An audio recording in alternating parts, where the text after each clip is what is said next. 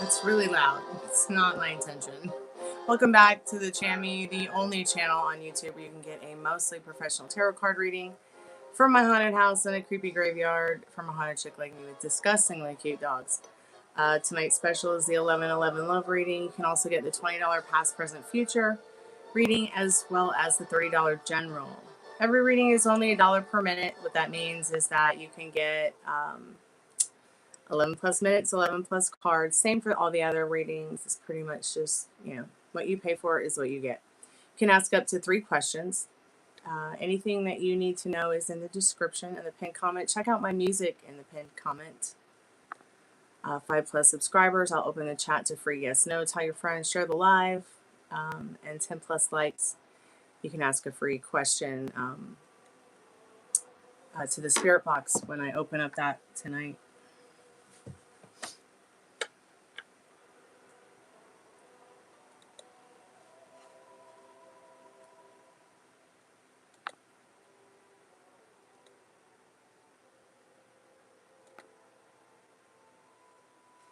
I'm going to put a few things in chat and go ahead and get started and see if Spirit has a collective message for us today on this Beltane morning.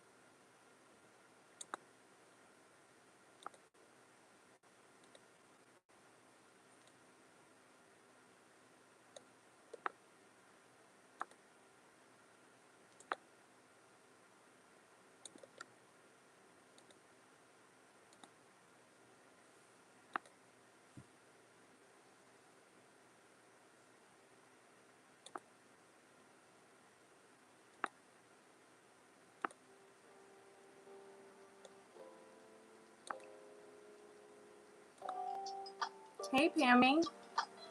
How are you, sweetheart? Happy Beltane.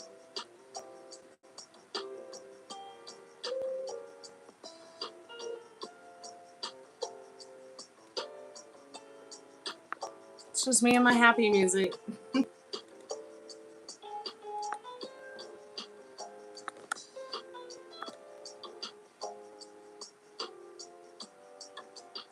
Hey.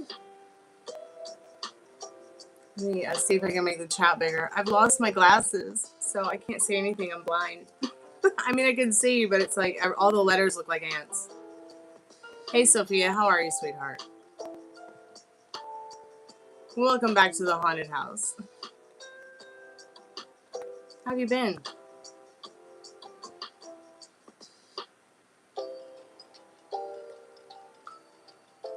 You don't know that much about Beltane? Well, it's pretty much the Halloween of spring. The veil is very thin, and it's a good time to plant some plants or care for some plants or do some gardening.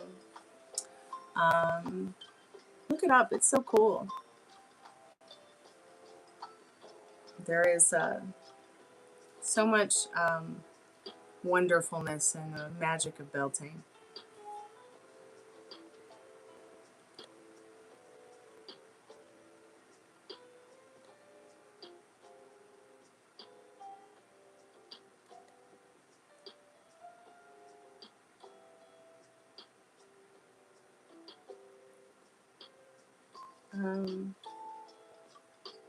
I see a lot of broken hearts there.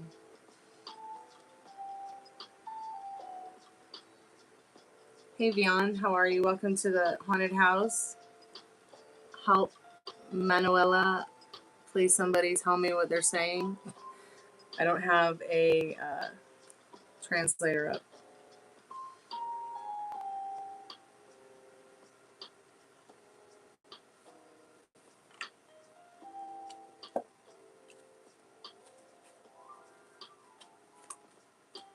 I'm a little bit late to the live because I had a client call in the call center. And I guess she just found out her man has some other woman, but he told her, he's like being honest and everything. And I just felt so bad for her. I was like, well, you're going to have to decide if you can do this forever or not. So we talked for about a half hour, and so I'm a little bit late to the live.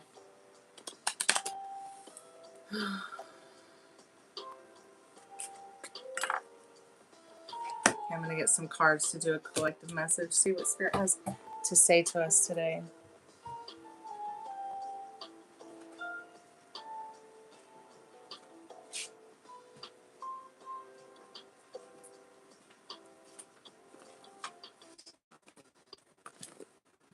I mean, can you imagine?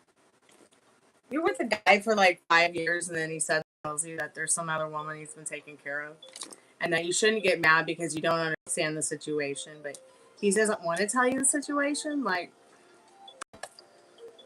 I'd be like, bye. Bye. And I told her I'm that bitch. I just hope that she'll make the right decision for herself. You know, I hope I told her the right thing. I just don't, you know, I told her like the whole situation is like taking away her impeccability, her virtuousness, her, you know, they're not really vibing on the same level regarding values, morals, and having the same, especially the same moral compass. And I know it's difficult to walk away from somebody you love, but I guess he's taking care of her, but she's working for him too. And I just hope she makes the right decision because she seems like a smart woman.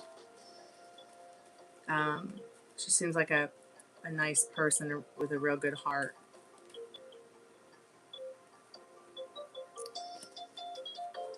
Spirit, I'm calling forth our most trusted and strongest spirit guides. She laughed when I told her. I was like, yeah, if I was in your position, I'd be like, see your shoes? See the window? Chuck, right out the window. See your Gucci watch? There it goes, right out the window. And I told her I'd be getting my fat ass in my Cadillac and leaving with saluting with the middle finger. I was like, so you got to decide, you know, what do you want to be? I know it's like really important for people to find love, and they want love, and love is important, okay? And I know that people are like, you know, love isn't free, but it really should be. It really should be, Pam. Love really ain't nothing if it ain't free to me. But there are sacrifices you do have to make. There are things that you know, are supposed to be vibing on when you are in love with somebody. And I think that a lot of people get hooked on thinking that their idea of love is what they're having, when it's really, you know, it's really a whole nother thing. And I can understand how people might feel like the hanged man in a situation. You know, their hands are tied because they want the love, they want that person, they want that attention, they want that affection, and they want to build their whole lives around somebody. And that's fine. There's nothing wrong with that. But when it starts getting in the way of your joy, more often than not, is it really, you have to ask yourself, is it really worth it? And even though her cards were like, they were suggesting that she could and they could have a happy, harmonious friendship, all of them, one that's understanding, loving, open, and caring. She's like, well, I just can't be with a man who's with another woman. I'm like, and why have you stayed? Because I guess you love them, and that's fine, but I couldn't do it. Hey, Texas. Aw. How are you, sweetheart? Wonder who else is going to show up from Texas. I wish Laura would come by. Maybe Molly will drop by. All right, let's see if Spirit has a collective message for us tonight. Keep falling asleep early. But that's good for you to sleep. It's your body telling you that you need rest. Oh, the hummingbirds came back today. I'm so happy, and they recognized me, and one of them almost gave me a kiss practically. But I felt so bad because I didn't have my feeders up yet, and she left, but she recognized me, and she definitely recognized that she went to look exactly for where she left her feeders.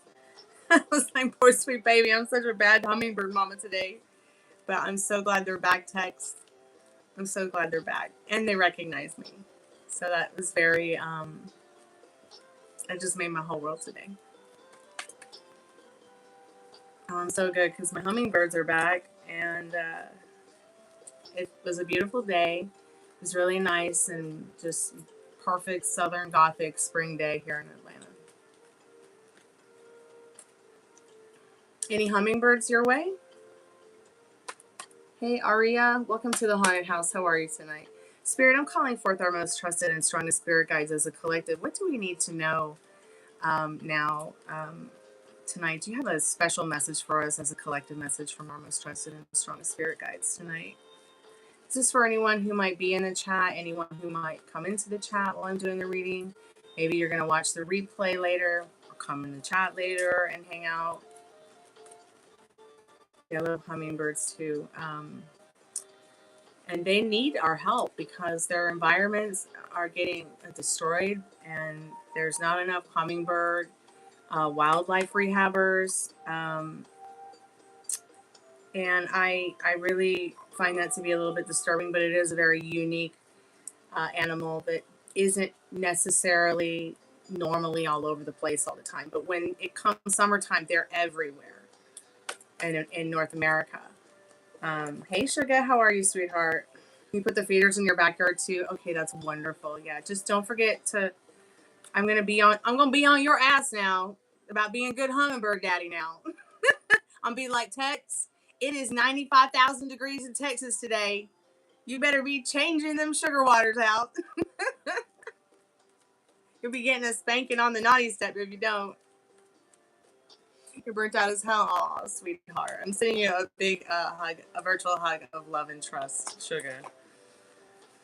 It's gonna be okay. It can only get better from here. Oh, good. I'm so proud of you being good with the sugar water. Thank you.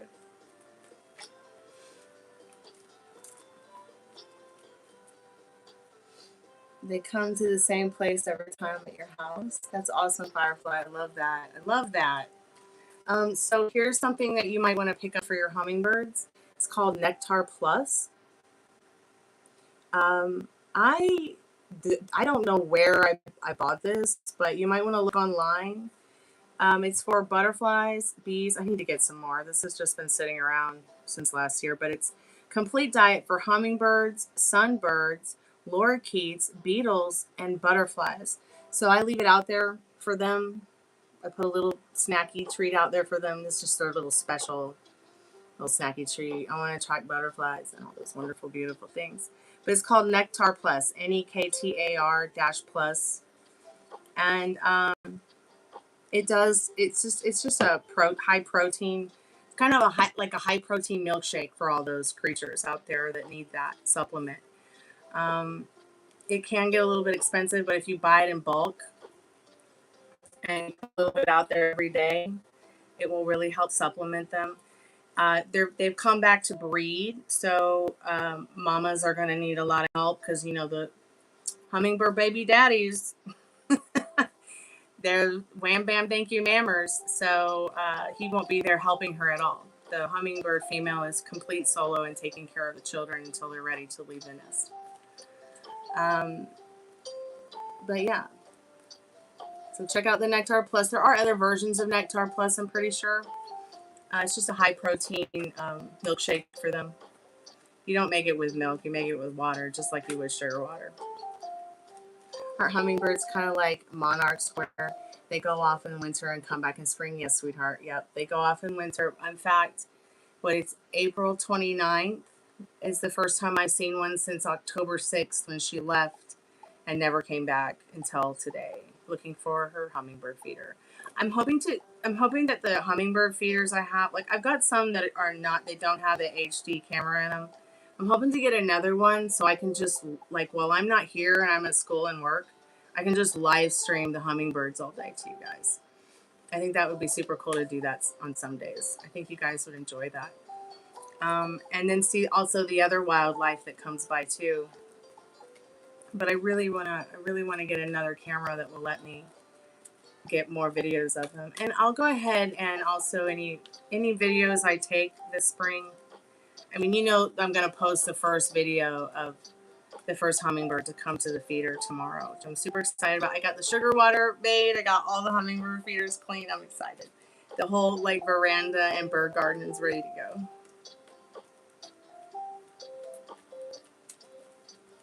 Spirit, do you have any messages for us in the cards? Okay, so Four of Pentacles reversed.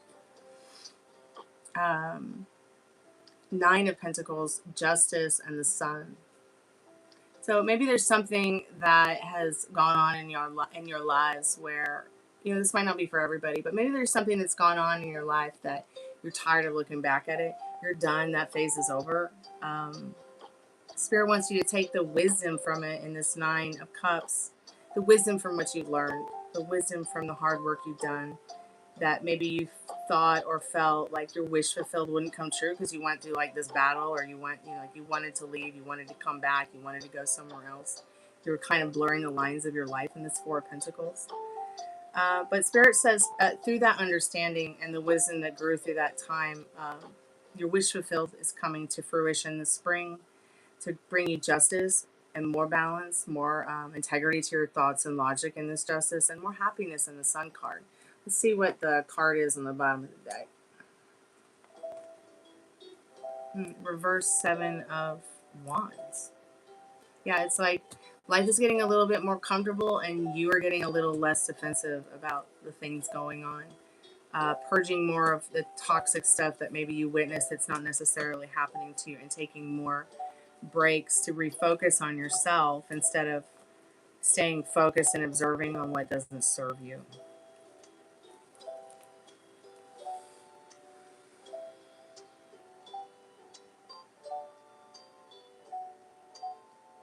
Thanks, Aria. Thanks so much for coming by the channel tonight. Yeah, I knew what you meant. Typos are funny. I like them a lot. I really feel they show people's human side. Is it still a little too cold there, Firefly? Yeah.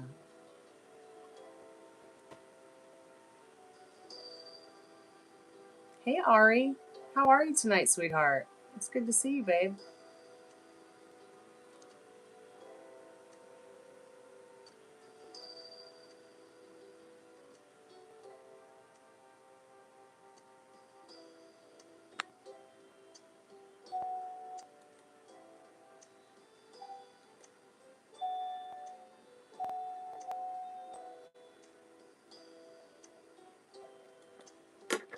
Oh, how many times have I joined the Mile High Club? You might want to ask Molly that.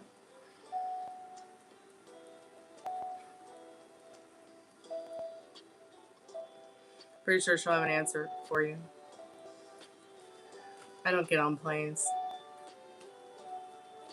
They freak me out. How many times have you guys gone on a plane and it was like not a good ride? Like every time I get on a plane, it's like, so I stopped getting on planes about 10 years ago because the plane coming home from LA when I was recording with Prince's bass player was like, they didn't know if they were going to land on a cloud or land on the landing strip in Atlanta. It was really scary. Have I ever celebrated my birthday late? I spent a whole week celebrating my birthday, and it starts on Halloween Eve.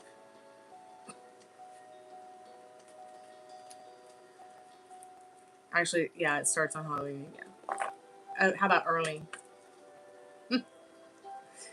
Oh yeah. I celebrate. Just like that song Madonna does. I hate flight turbulence. It's weenie. Yeah.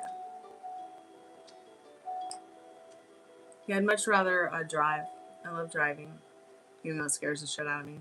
I definitely want to be in the driver's seat, not the passenger seat, if I can help it. Pammy is a loving Libra.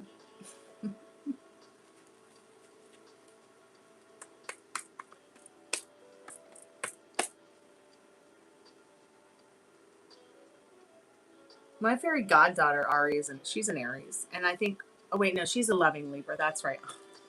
Duh. It's my fairy godson that is an Aries.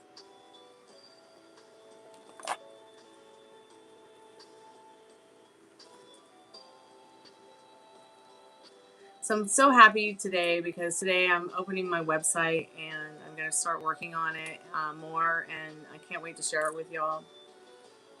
It's been in the making for like 5 years. It's going to help me take my business from $5,000 a year to $5 million a year. So I'm super excited about that. It opens today. I don't know if all the technical difficulties will be kinked out because I'm the only one doing the coding and the writing and putting it together. But I'm going to have to test it. So I might send some of you a link to help me test it out when it's ready to get tested. I'm just not sure yet all the details, but it's like something I've been working on for a really long time, and it's taken forever. It's a website for it's like a grief counseling call center, like the one I work for, and I'm hoping that it'll take off because I really want to open up that kind of world to people who want to learn how to do that and who want to like work in the industry and be a part of something like that. I just feel like there's not enough personally I feel like there's not enough integrity, honestly, in some of those places where people do that kind of thing. They'll say they have integrity, but after working for them, it's kind of like things that make you go, keep dreaming about a really, really cute guy, and in each of those dreams, he looks exactly the same. This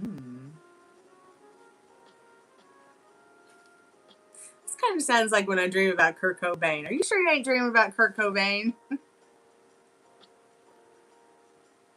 So probably what's happening is that you're probably actually dreaming about somebody who you've had a past life experience with, or it's a spirit guardian.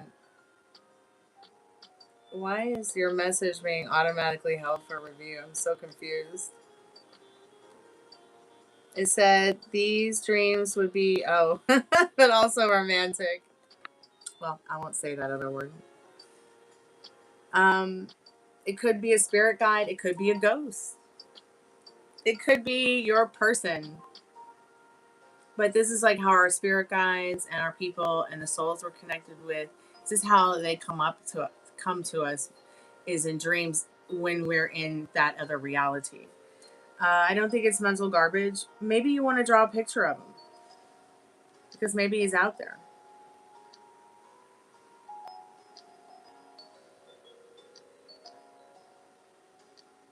Are you okay, Angel?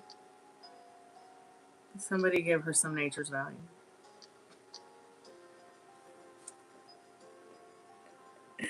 Oh.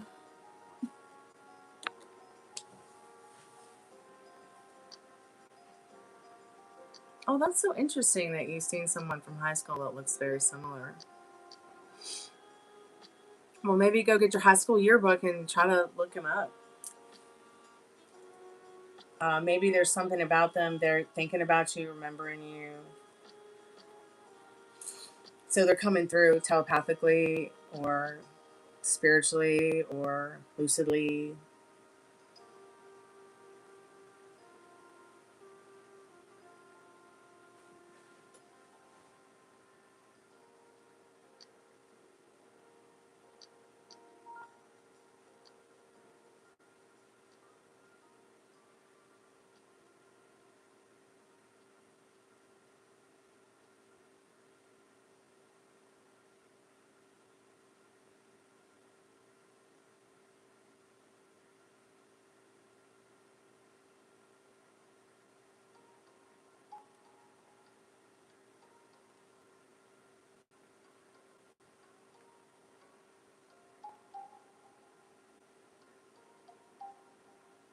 You know, it's so interesting that you brought up high school, and let me tell you why. Because I have been here for a couple of weeks now, just kind of going through the JonBenet Ramsey case on the Spirit Box. And it kind of started back in, like, during Christmas time. I was kind of trying to channel her through the Spirit Box. And then I tried again in February because Epstein Files came out and everybody was like, is that JonBenet Ramsey with Epstein? And I remember when I was working with the Spirit Box in the REM pod in early February after Nancy Guthrie was kidnapped, that the Spirit Box was just very active and more active than ever when trying to talk about or talk to JonBenet Ramsey. So I thought I would just kind of bring it back around, right? So I'm going to get back to my point, but today I was just kind of going over the trial, not the trial, but like the whole grand jury thing and the indictment and how they didn't go through with it, and how there's all this like privacy around the case and there's all this stuff that's sealed. And I thought to myself, you know, I lived in Atlanta and was going to school at the same time as her brother and his best friend that moved here with him after JonBenet Ramsey passed away. But I went back to look at the high school yearbook, and I had never looked at Doug Stein's high school yearbook before, but I had remembered him because I was like, oh, like this is crazy that you know, that this is happening in Atlanta and that they moved here at the time. It was so weird for me. And I think that's one reason that I remained like out of school here and focused on the homeschooling, because you know, it was just, I didn't want to like run into those guys. I didn't want to, and usually I'd get pushed into a private school. So if it would have been a private school, it would have been the one they went to. And but I did go back and look at the high school yearbook, Ari, and to see what Doug Stein wrote as quotes next to his high school photo, like really make me wonder what kind of person he really is. And I have a feeling actually that at the end of the day, you know, what's going to happen when John Ramsey passes away? Who's going to be JonBenet's spokesperson? Her brother who won't even talk to his dad about it and doesn't want to talk about her to his dad who admitted, like, yeah, that's interesting, he's never wanted to talk to me about it. But it's interesting that you brought up high school yearbook, because I went back to look at that guy's high school yearbook stuff, and it's pretty creepy. I think the one quote that got me the most was, if you do things right, people won't realize you've done anything at all. And it's from Futurama. And the other one is like different comments from Scotty, Stewie, and Elwood Blues. Like, I don't know. It's just really kind of creepy to me. Like, the girl never came over. Wait, the girls never came. The girls never came. That's right. I went there. We're on a mission from God. It's just so weird. Like, but overall, it's the one that's like, if you do things right, people won't realize you've done anything at all. It has like a double-edged sword meaning.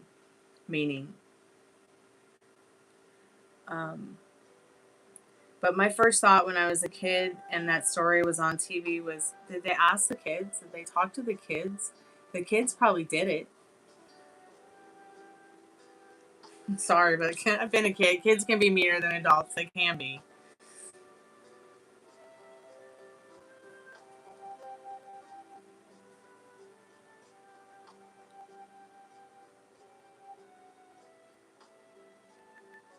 Pam, I'm a death doula. I know this. Okay?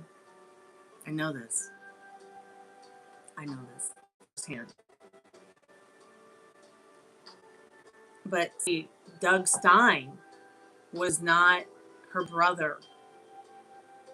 You see what I'm saying? It's like, I don't blame Burke. I blame Doug Stein. That's who I blame. Well, and I blame her parents. I can't blame Burke. he was just happened to be there. I don't even think he knows what the fuck is going on.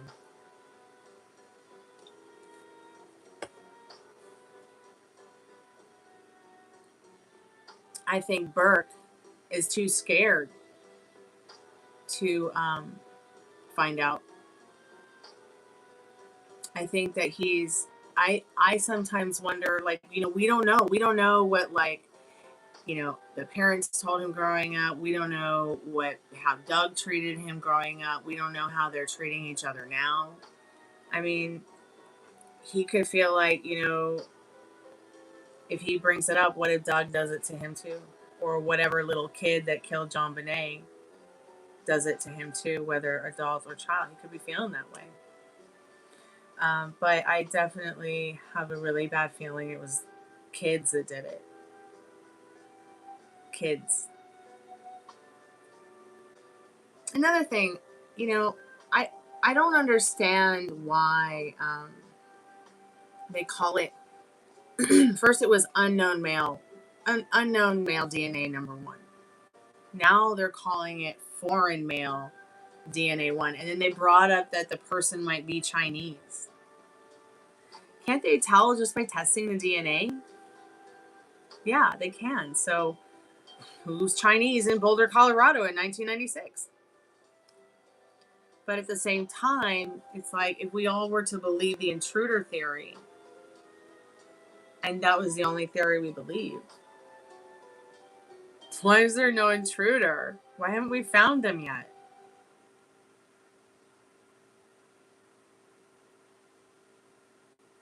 Oh yeah, I totally believe that too, Pam, because after I got in the car accident and died and came back, I realized that like a reoccurring memory I was having before the accident, it all came back to me, the whole thing.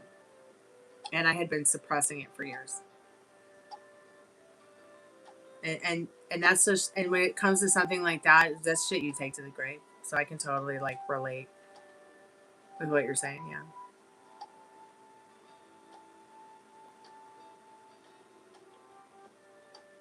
But it's not like anybody else got hurt. I'm the one that got hurt.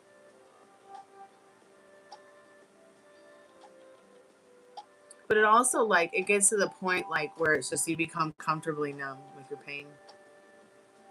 It's like, okay, that happened to me. Learn from it, move on. You know, maybe someone else can learn from my experience. If I do feel comfortable enough to ever share it.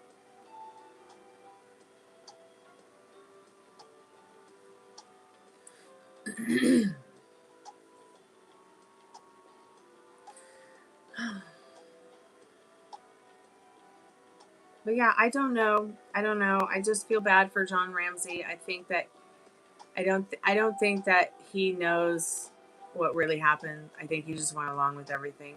I kind of wish that Burke would say you know, sometimes I've seen some places where he's like, in some interviews, he's like, I don't know what happened. And then somebody's like, I know exactly what happened. But anyways. Oh, you know what I thought was interesting also about Patsy Ramsey's her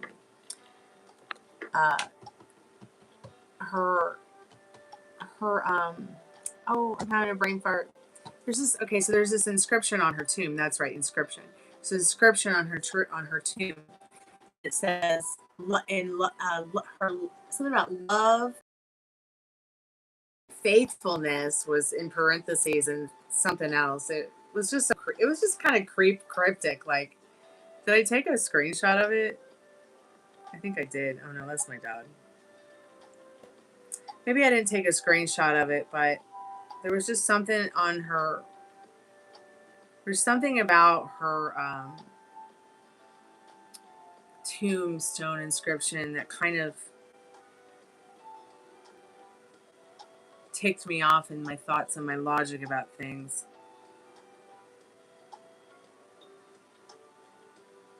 I'm gonna go look it up again.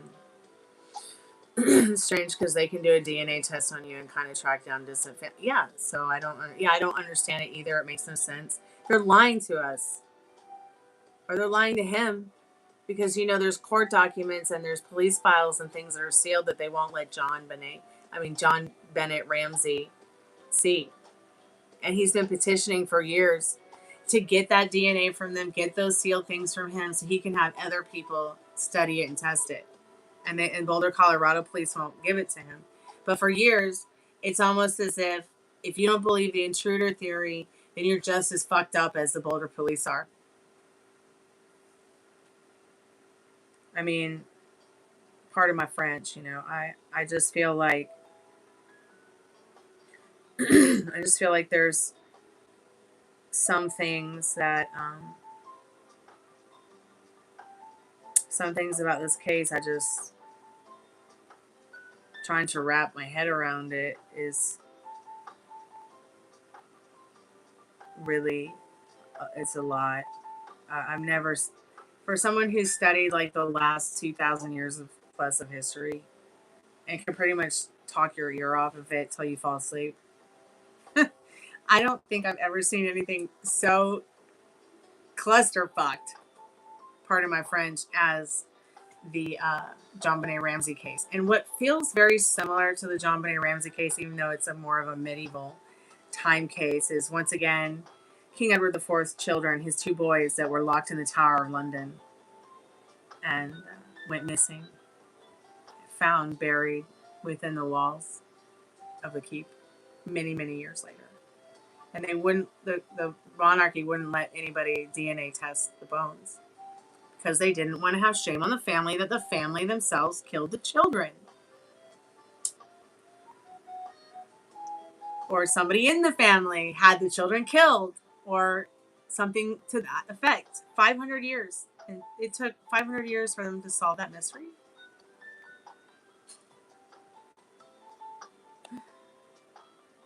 Hey, Rain, how are you, sweetheart? Hope you're feeling better today. I know you said that you were really sleepy yesterday, and I guess you just hadn't sleeping well. Something about your knees the other day. Pretty good read through last night.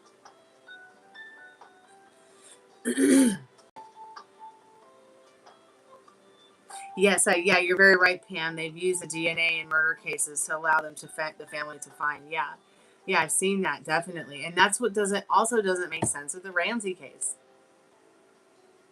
Like, why all this secrecy and why all this cover-up? Is she even really in that tomb? What really creeps me out is them the Ramseys sitting there and saying, oh, anything they want, anything they need, just help us find this intruder. Just help us find the person who killed our daughter. And then turning around when the Boulder police were like, can we take a look at her body one more time a few days later? And she'd already been buried and in Atlanta, and they would not allow Boulder police to exhume her body to do any more testing.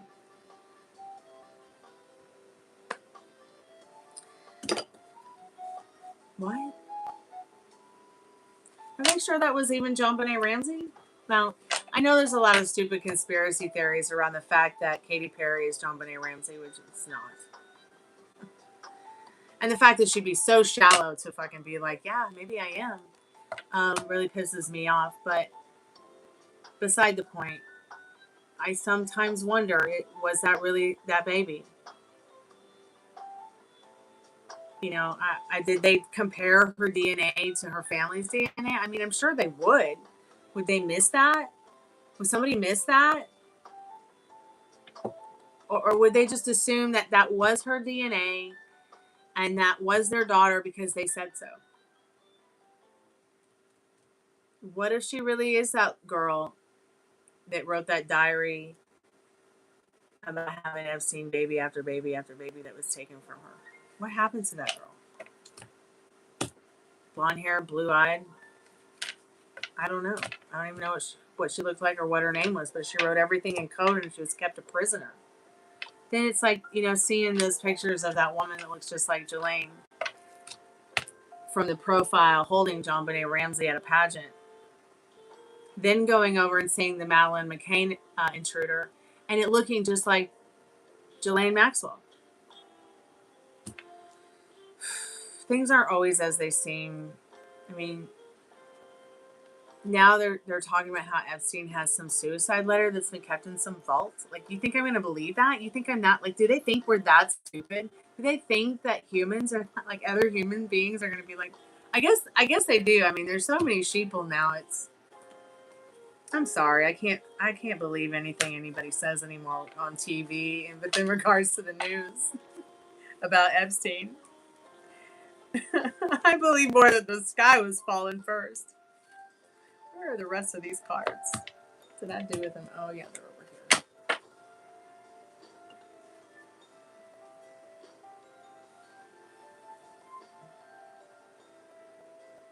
Oh, I know. I just think it's so terrible that they actually, the police have gone.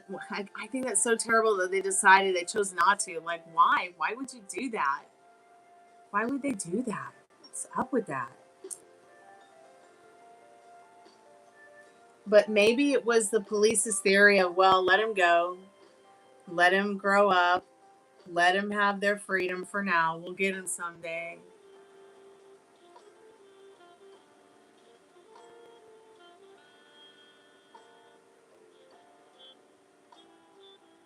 Yeah, you're right, Pam.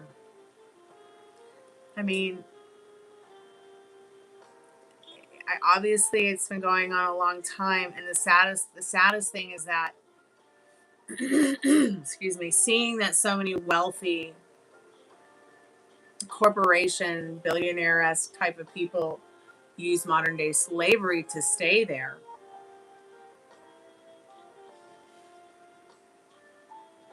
It just, and they'll cover it up. How many of these kids that are missing, how many of these people that have gone missing, are not, it's not, it's not that they've gone missing and something terrible has happened to them. It's not that somebody broke into the house and kidnapped John Benet Ramsey, or even murdered her at this point. It's that somebody's covered it up, definitely. Feels that way. And it's just like with slavery. It's like modern day slavery. There's more slavery in 2026 than there was 100, 200, 300, 500,000 years ago. How many of these kids are getting kidnapped to put into slave labor? How many of these people are getting kidnapped to have their organs sold on black market or be put into slave labor or sex trafficking? Or you see what I'm saying? It's the oldest business in the world. Whoever created money is the real devil. That's for sure.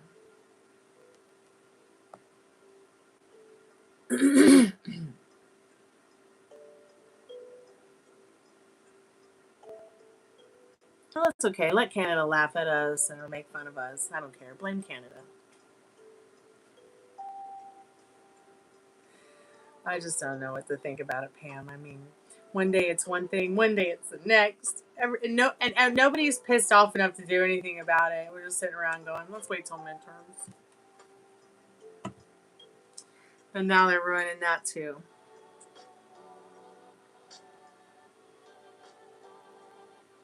Yeah.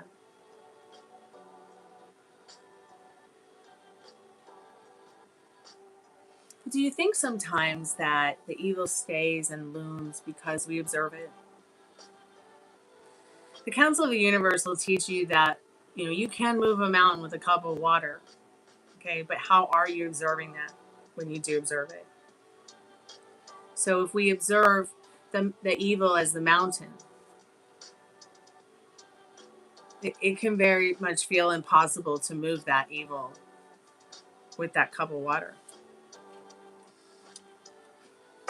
or a glass of water, in my case. And now the treason of not only all Americans, but Black Americans, women, immigrants, especially with the voting thing, the whole new voting thing in Louisiana. I mean, that's just complete treason against Black Americans. I'm sorry. That's what that is. And I mean, I'm just to the point where it's like, how much more are we going to observe this? Hey, Meryl, how are you, sweetheart? Happy birthday.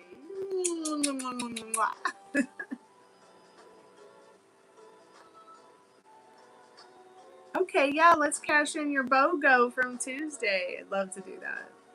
Yes, please. You think too many people don't want to get involved, so they look the other way so they don't have to confront the boogeyman. Exactly. This is how it's been, Pam. I literally like had friends who like stand there and watch someone kick my ass because they don't want to get involved and they don't want to get hurt either. And this is pretty much what we're watching at a large scale. You know, the country's getting beaten up by some boogeyman and we're just all sitting there watching it. They've got Lady Liberty with a gag in her mouth and a rope around her neck and her hands tied and she's down on her knees. And we're just sitting here going, duh. And I'm just so fucking angry about it. Pardon my French. And I will challenge anyone who says I'm wrong about it, that it's wrong what's happening. And if you're still supporting stain washing Tramp, you need to check yourself.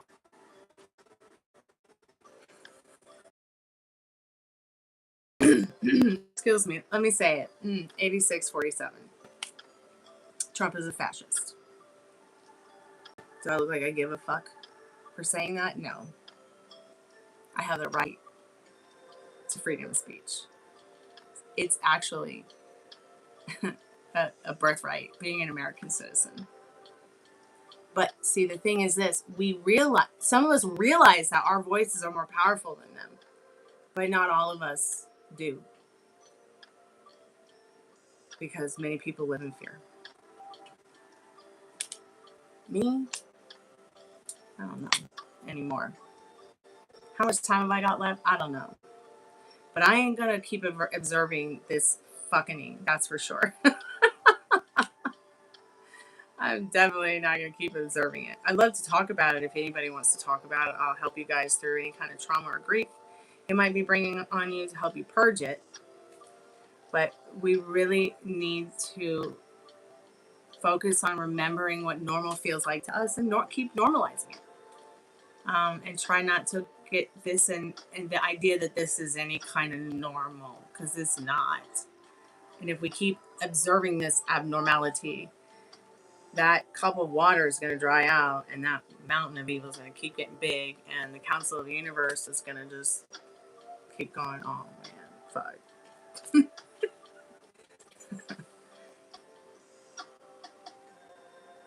All right, Meryl, I'm going to get my cards and you send me your questions, dear. I'm going to put some ice in my glass and we'll do your reading, sweetheart. I should probably move the REM pod. I don't want to break it.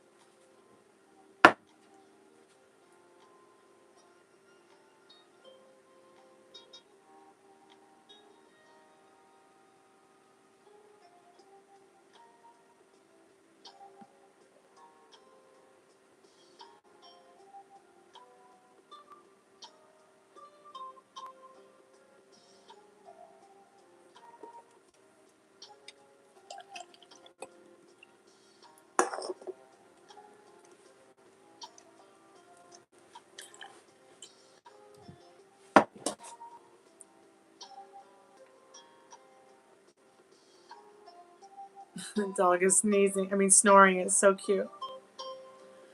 I just want to general what I need to know right now. Okay. Oh, excuse me. I'm sleeping. Okay. All right, cool. So you just want to know what you need to know right now. Nothing about your birthday. Okay, sweetheart. Alrighty, tighty. I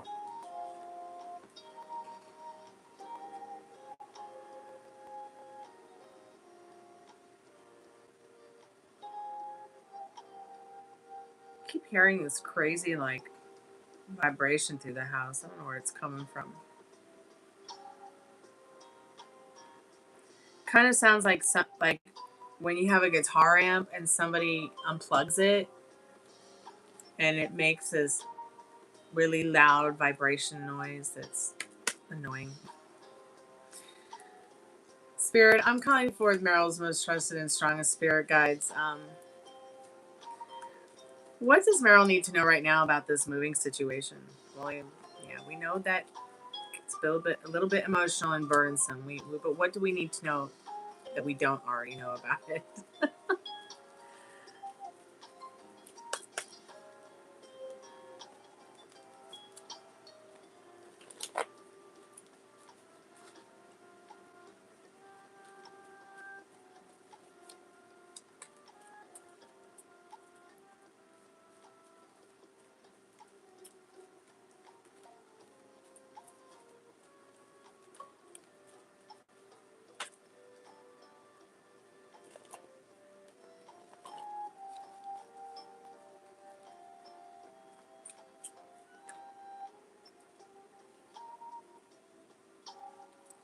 It's such sweet cards, actually.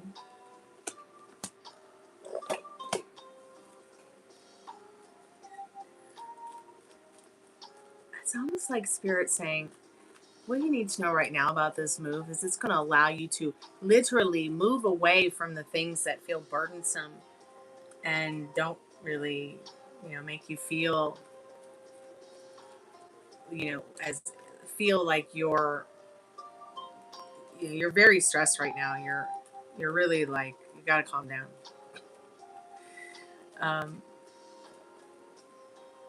I'll check Zillow after the reading. Oh gosh. Okay. We'll take some Zillow. Spirit saying let this come to you, your wish fulfilled. Okay, it's on its way.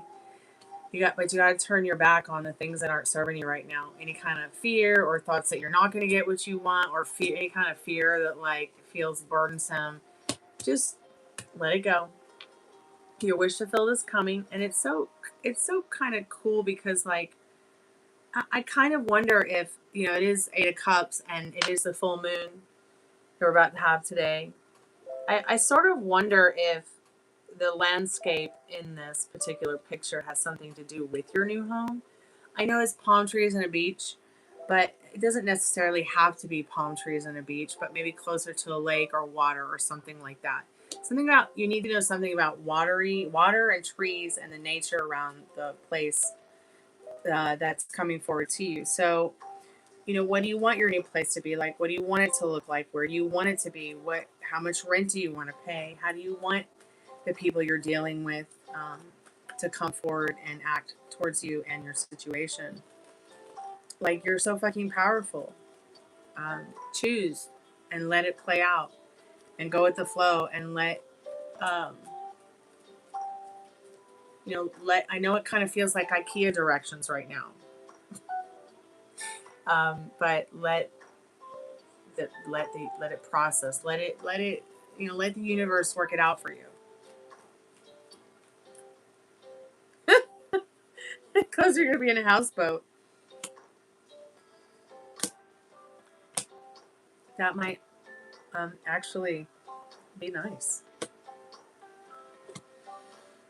I get a feeling that you're feeling a little bit down about this too. Like, you really don't want to leave, but you have to. And you're gonna move on, and there's gonna be things that you don't like about the place that you'll be able to leave behind. But there's just something that's like feeling a little bit nostalgic about, and you're kind of sad to, like, you're looking back, like, I wish this could last a little bit longer. But no, you've got, it's time. This move is going to be so much fun. You're going to have so much fun. You're going to realize how much fun you're actually having. And you're going to make that call. You're going to make that call by trying something different with that Judgment card. Because it's time. It's time. It's time, because your tree of abundance has arrived. There's no reason to be down. There's no reason to be afraid of the change, because it's actually going to help you be more creative. You might actually find that there's something creative that you want to get into that you didn't realize that you have a passion for, that you want to give your fruits of labor to, that you want to give yourself a cup of love in this situation. It could be that you find this place to nurture your ecosystem so much that you get a little bit more deeper into your spirituality and your Zen garden, and you find that, or maybe you start your music again, or maybe you start songwriting or poem writing or book writing. There's something about this place that is definitely going to nurture you more than where you are right now. I know you feel nurtured where you are, but it's also at the same time, the other place is going to be so much more zen and so much more calming and so much more, for you. Let's see if Spirit can give us any idea as to what to look out for in regards to this place. Then I'm going to get the Liminal Space deck and the Power Spirit deck and see what they say too. The Judgment card and the Devil again, and the High Priestess, and the Five of Pentacles again with the Two of Swords. Okay. What? Okay, so let me see. That's interesting. Like, looks like there's going to be some water, a really good view of the sky, and it's beautiful because look at that mountain on the Judgment card. Does that remind you of something we talked about the other day? Wasn't that one place, like, didn't it have a view like that?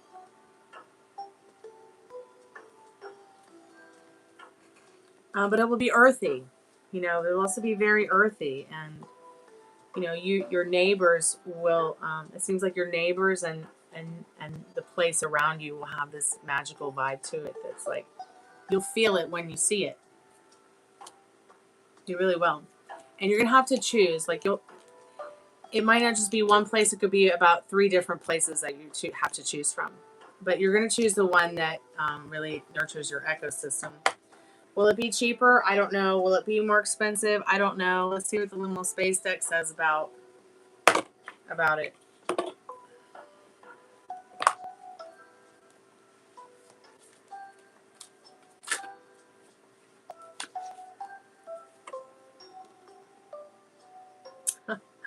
Be careful signing contracts. What is chaos to the fly is harmony to the spider. So Spirit's saying, read those contracts that you might sign for rental agreements. Check everything twice. Remember, we talked about also, making a list of things that, a checklist. Check it twice. Make a list and check it twice regarding anything that might cause chaos or disorder or be uncomfortable that needs to be fixed, and get it taken care of ASAP.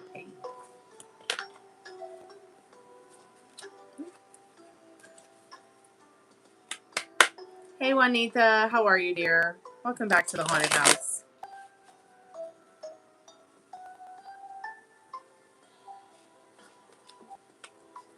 Oh, thank you so much, Sugar, for your donation, sweetheart. That's so very kind and generous of you.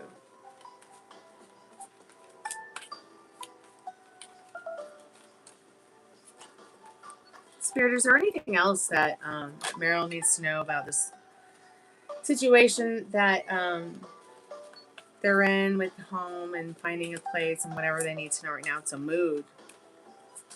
It's a mood, Meryl.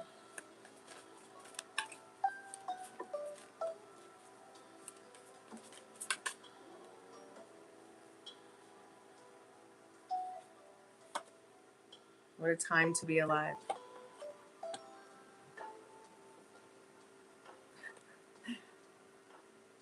All this beautiful scenery.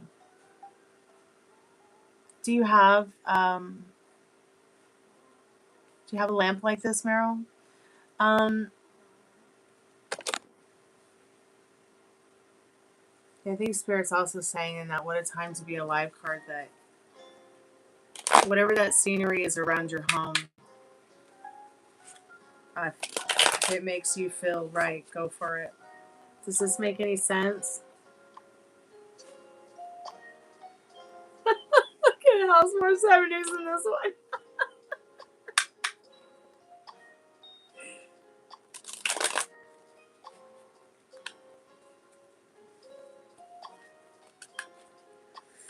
Yep, you got to get something groovy. Mirror, mirror, expand time and reset. Okay. So, yeah, mirror, mirror. What your, the actions, the reactions toward your feelings, toward the situation will have no choice but to reflect back. There's that water again. Lots of water. So much water. So much reflection in this reading. I think, water has come up plenty of times. Expand time. Spirit saying, like, take your time here. You don't have to be out tomorrow. Okay? So take your time with this. I think it says it's 10 o'clock on this card. Does it say 10? Because it's time to reset. And it's so funny because it has like that Band-Aid on the finger with the happy face, which just to me looks like acid. But I mean, yeah, it's time to reset. Time to take a little break. Take your mind off the moving. Take your mind off finding a place. Go ahead and look. Go ahead and date Zillow if you want to for a little bit, and look at what's on.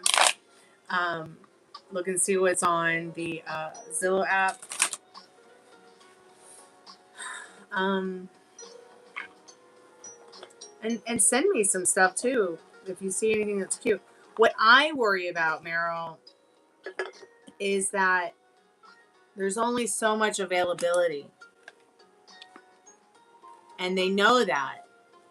Okay, these real estate people.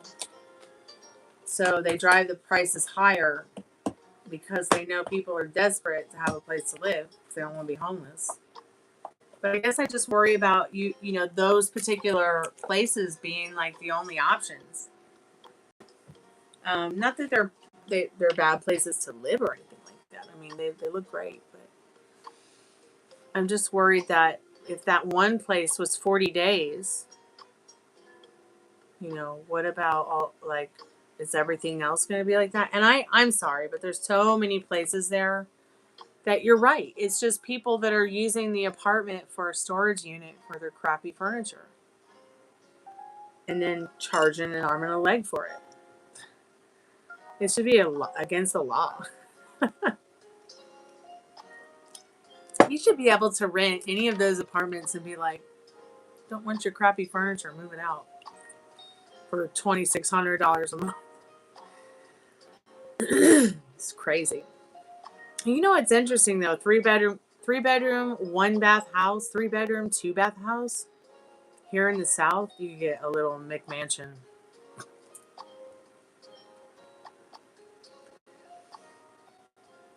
But, I would trade a McMansion for California.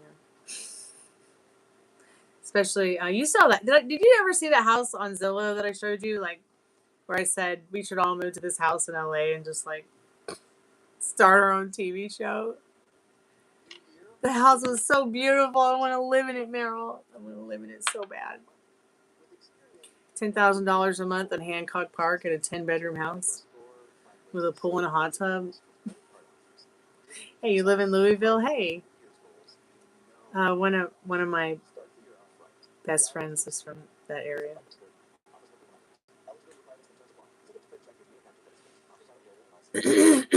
Excuse me.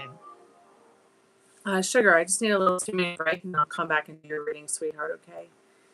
Meryl, I'm excited to help you find a place to live. Just send me places and send me the places you want to live again.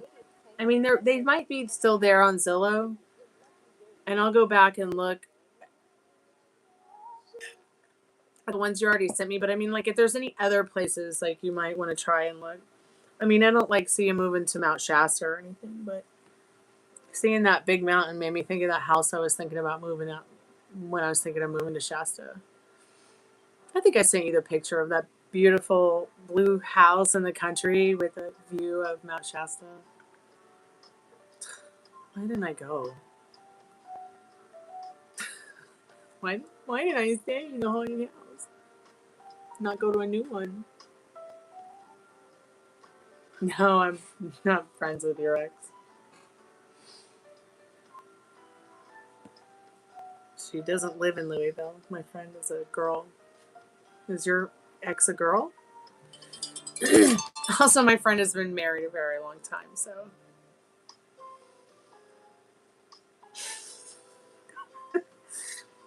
And why are you still calling him your ex? They're probably with somebody else. Don't you think?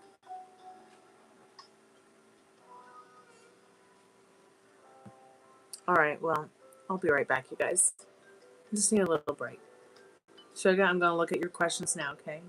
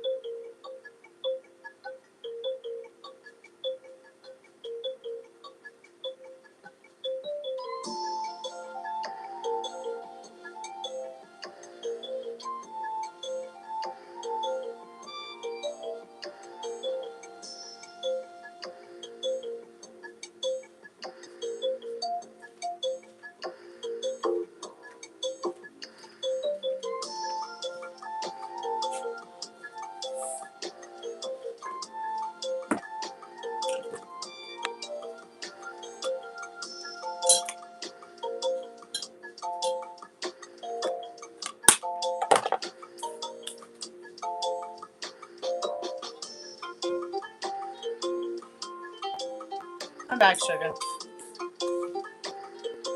You okay, honey? You there?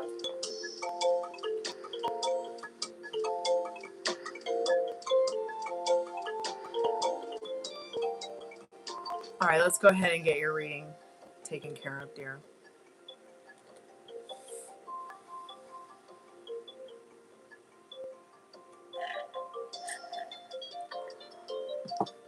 The water's free here, too. But we make sure to filter it because it comes from the creek out back.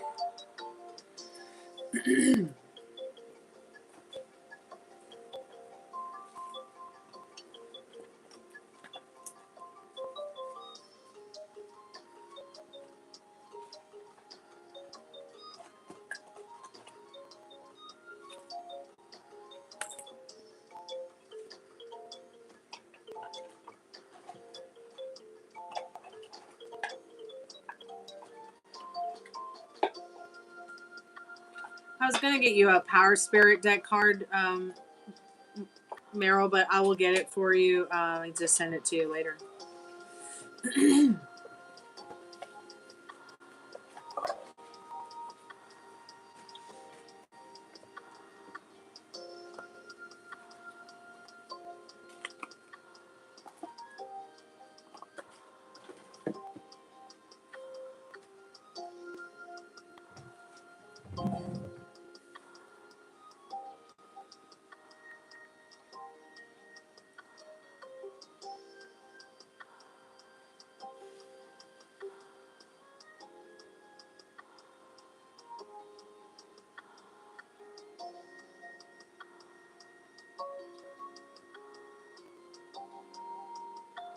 Welcome back.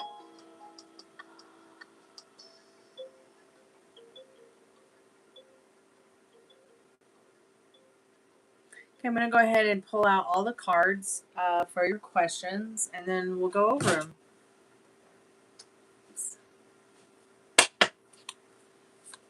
Spirit, I'm calling forth Sugar's most trusted and strongest spirit guides. What does she need to know right now about this person on her heart and mind?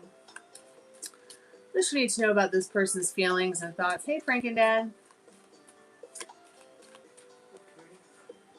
I still here. I just took off. Okay. Where's the punk? Where's the punks? Somewhere lost in the pillows on the couch. Okay. Do you see any of them? Oh, well, here's your punk right there. Ruby's there. She's there on the pillow. Oh, okay. Your little puppy. She got in the window. She's protecting the house and her cookies. Good night. Love you, Dad. Love you, Frank and Dad. Okay. Today's 12 o'clock. Okay, I promise to stay up late and party. All right, sweetheart. You've got the Lovers card. You know what's so funny is that you always get this card within regards to his love and feelings and intentions to you, believe it or not, which are to be loving, caring, loving actions, loving words, loving energy towards you, okay? Let's see what else Spirit says about his feelings, intentions towards you.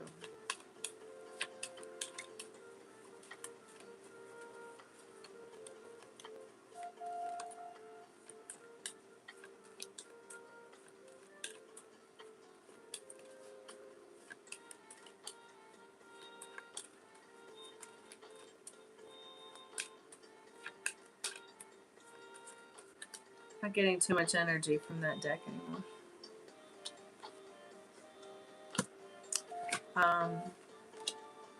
This is not the deck I want. Well, it is the deck I want, but it's not all of the cards I want. Sorry about that, Sugar. Okay. Spirit, can you clarify? Can Sugar's most trusted and strongest spirit guides clarify in this love situation the feelings, intentions towards Sugar regarding the person on her mind and heart tonight?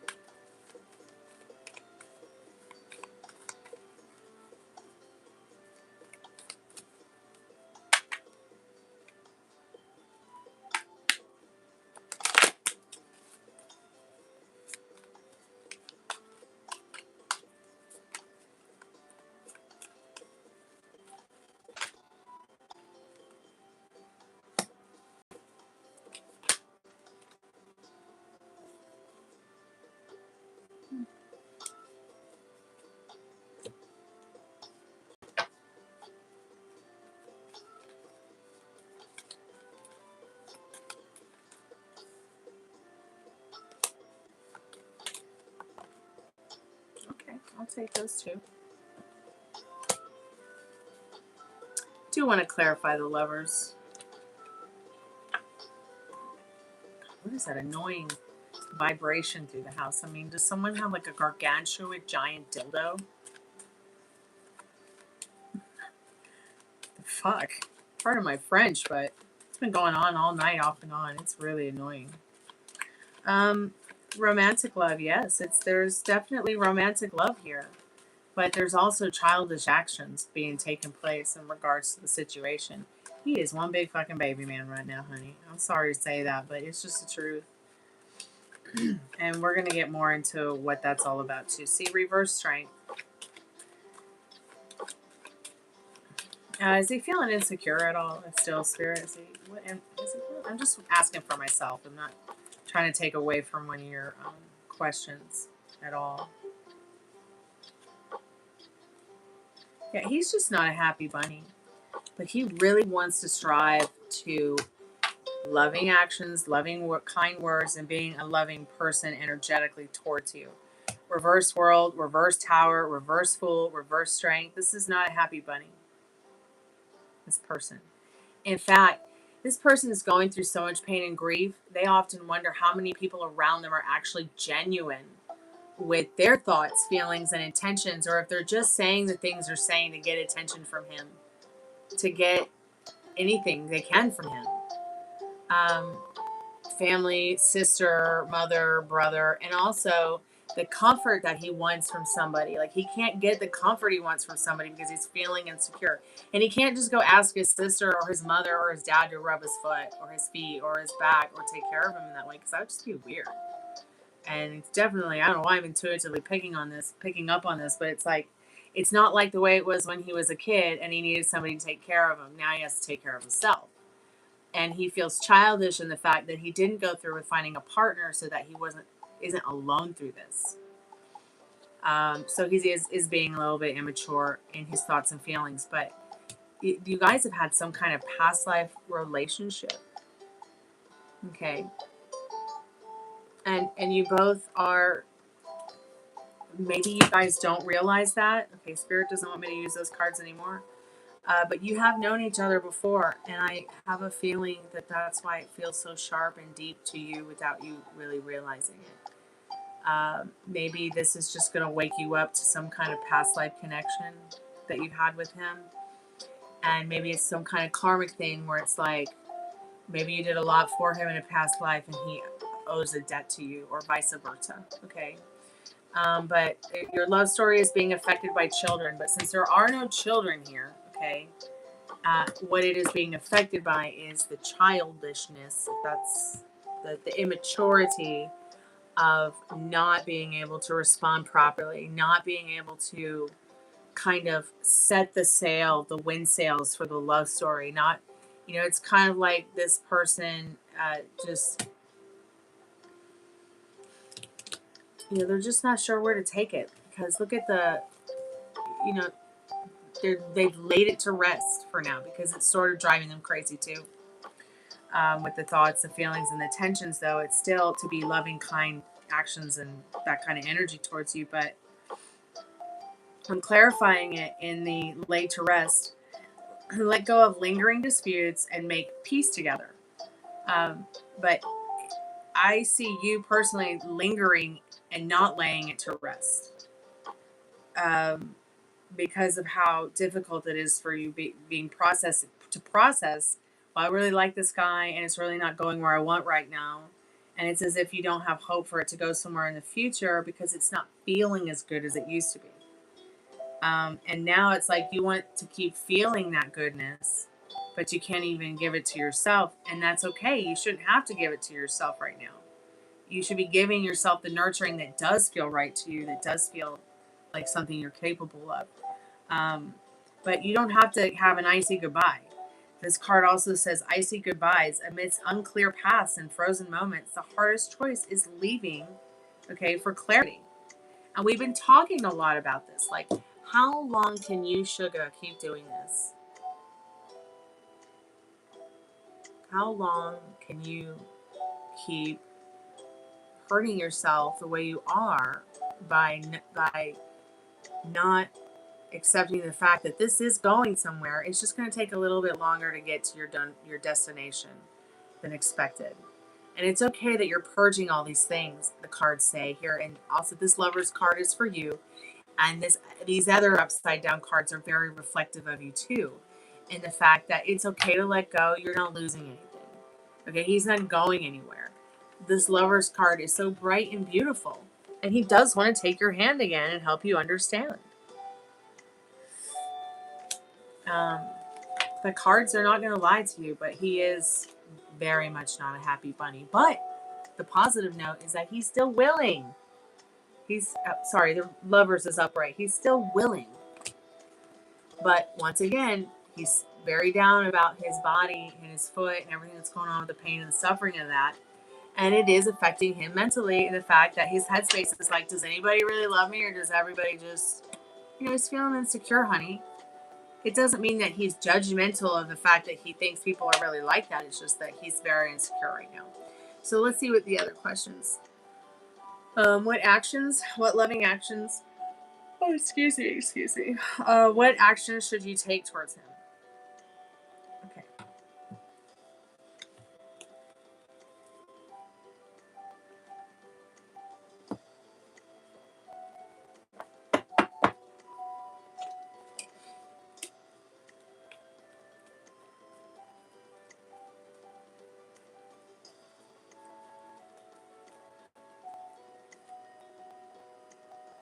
Sugar, did I say to you? Did I say his actions and his feelings are immature towards you? No. I said, let me reiterate again. I literally said that his feelings and his feelings about just everything are quite immature and childish.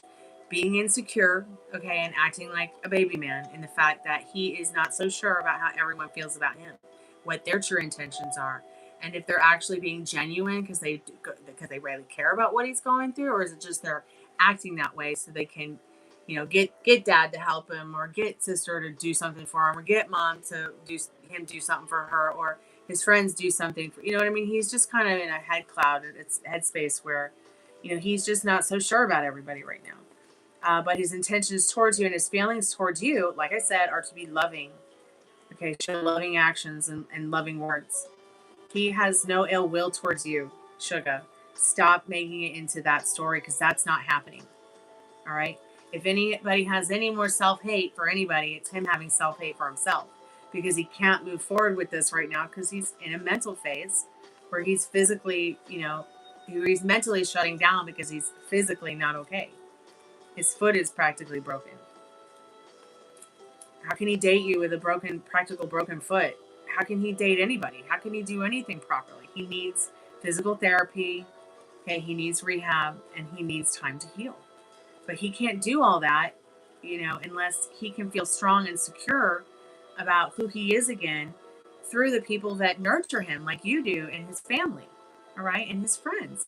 But because he's got the foot problem and he's got this injury and he's on the crutch, he's sitting around beating himself up for not being sure of other people's true feelings and intentions. And that's what those few reversal cards about clarity within, and now we're at 11 minutes.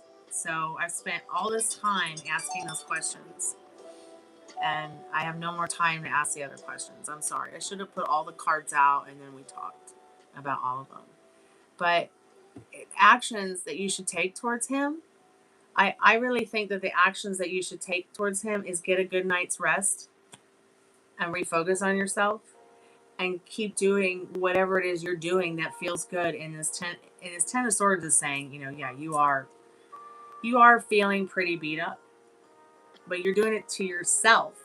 Okay, he's not doing it to you. You are doing it to yourself. You are sitting there beating yourself up because he's not calling you on the phone. He's not giving you what you want. Now we're just going to sit here and talk as friends, and we're not doing tarot card reading anymore. Because I have something I really need to tell you. Because I think that it's going to really help you understand like where I'm coming from. Just give me a moment. I really want to tell this to you. I made sure to write this down so I would not forget it. So I could communicate this with you when I did see you. I was going to text it to you privately. It's not anything bad or anything, but I think it's going to be very important for You don't understand that there's so much more to a relationship between a man and a woman than a text. A text doesn't mean that a guy likes you. It doesn't even mean that he wants to keep talking to you.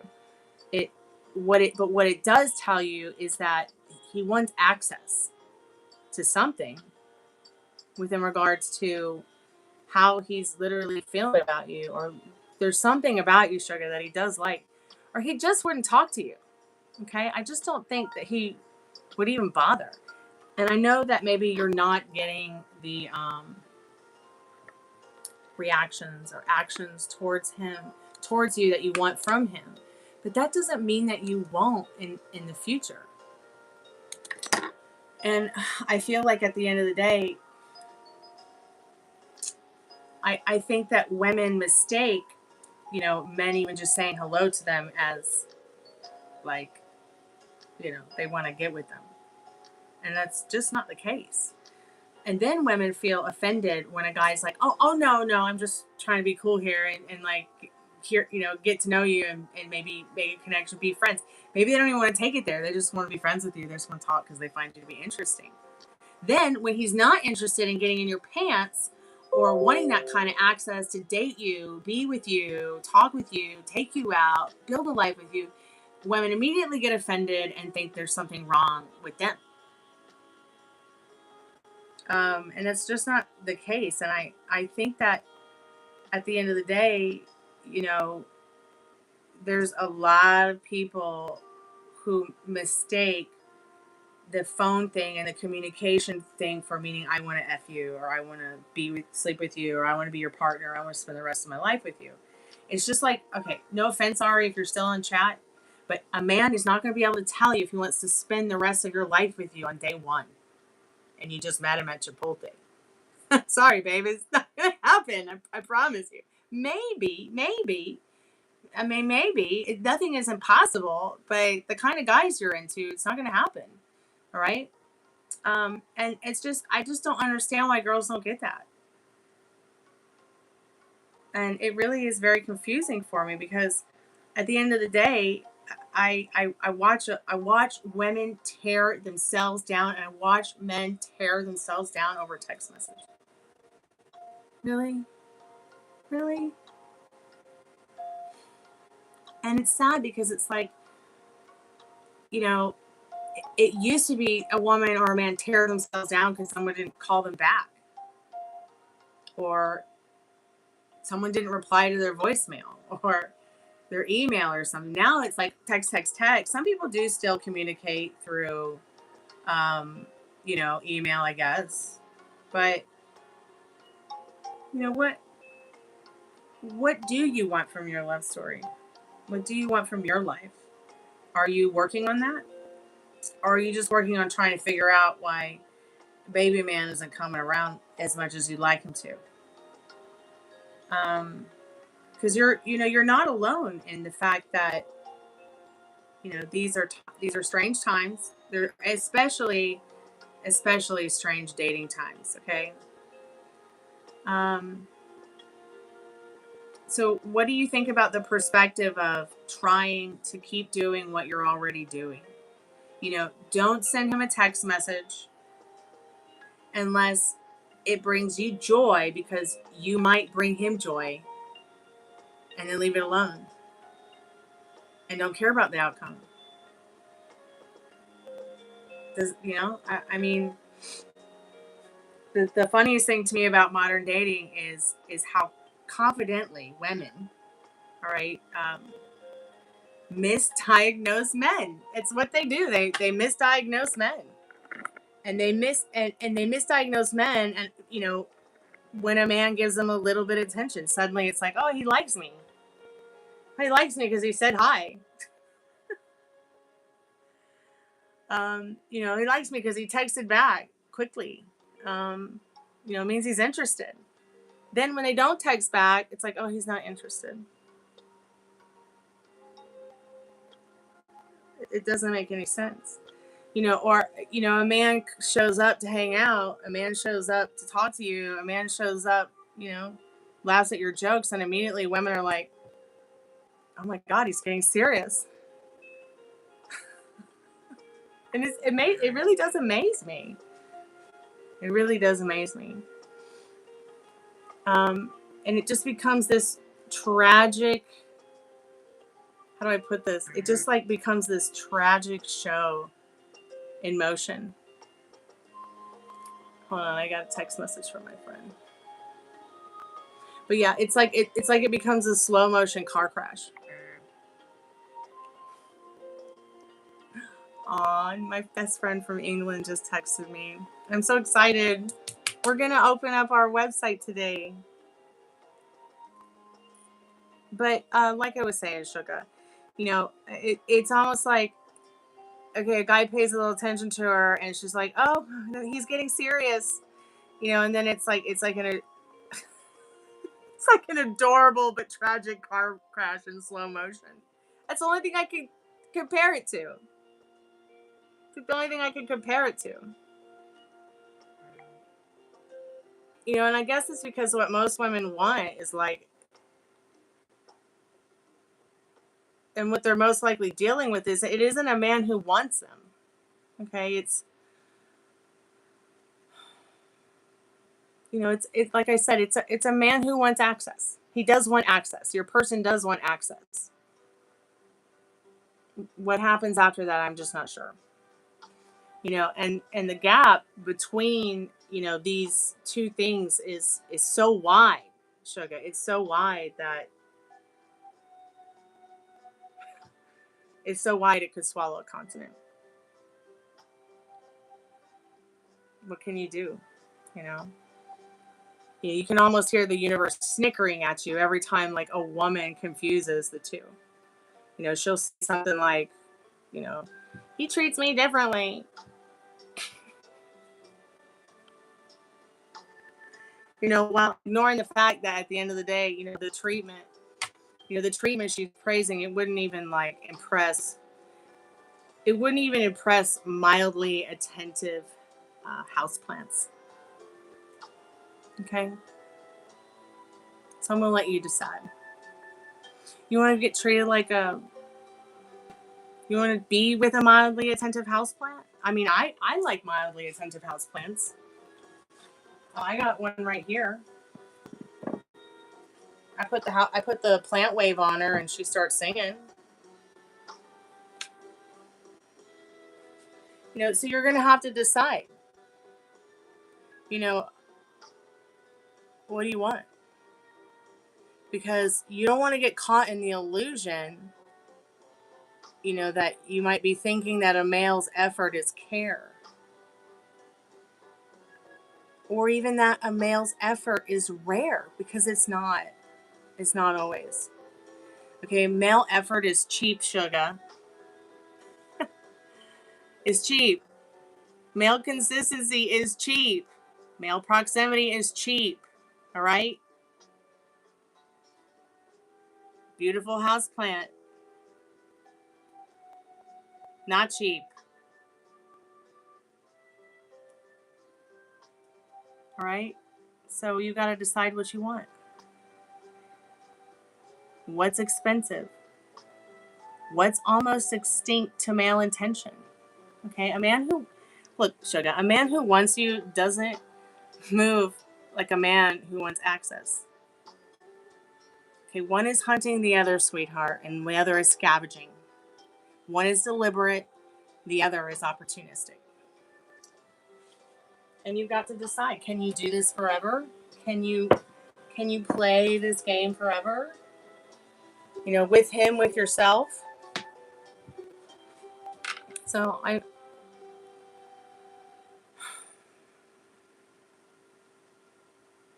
you know, one costs a man something that the other costs him nothing. So one will, you know, whatever his decision, and one will cost him something, one will cost him nothing. But women, God bless them. I'll tell you one thing about women, Sugar. Okay, we are true romantic archaeologists. We really are. So you keep being in that romantic archaeologist. Don't forget to refocus on yourself. Sorry, I'm sorry your questions ended. I'm sorry the reading went on for so long, focusing on his feelings, intentions, and things like that we couldn't get the other two questions in. But I hope sitting here for a few more minutes and talking to you as a friend has helped your perspective on any of that.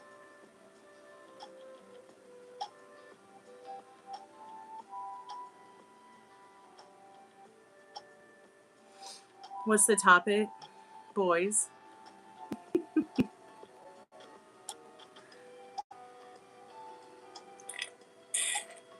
Yeah. You're not able to think in that loving way and have a Zen moment because you've been depleted with your thoughts and feelings because you once again, this guy wants access, so he will text you, but when is he being a scavenger or a hunter?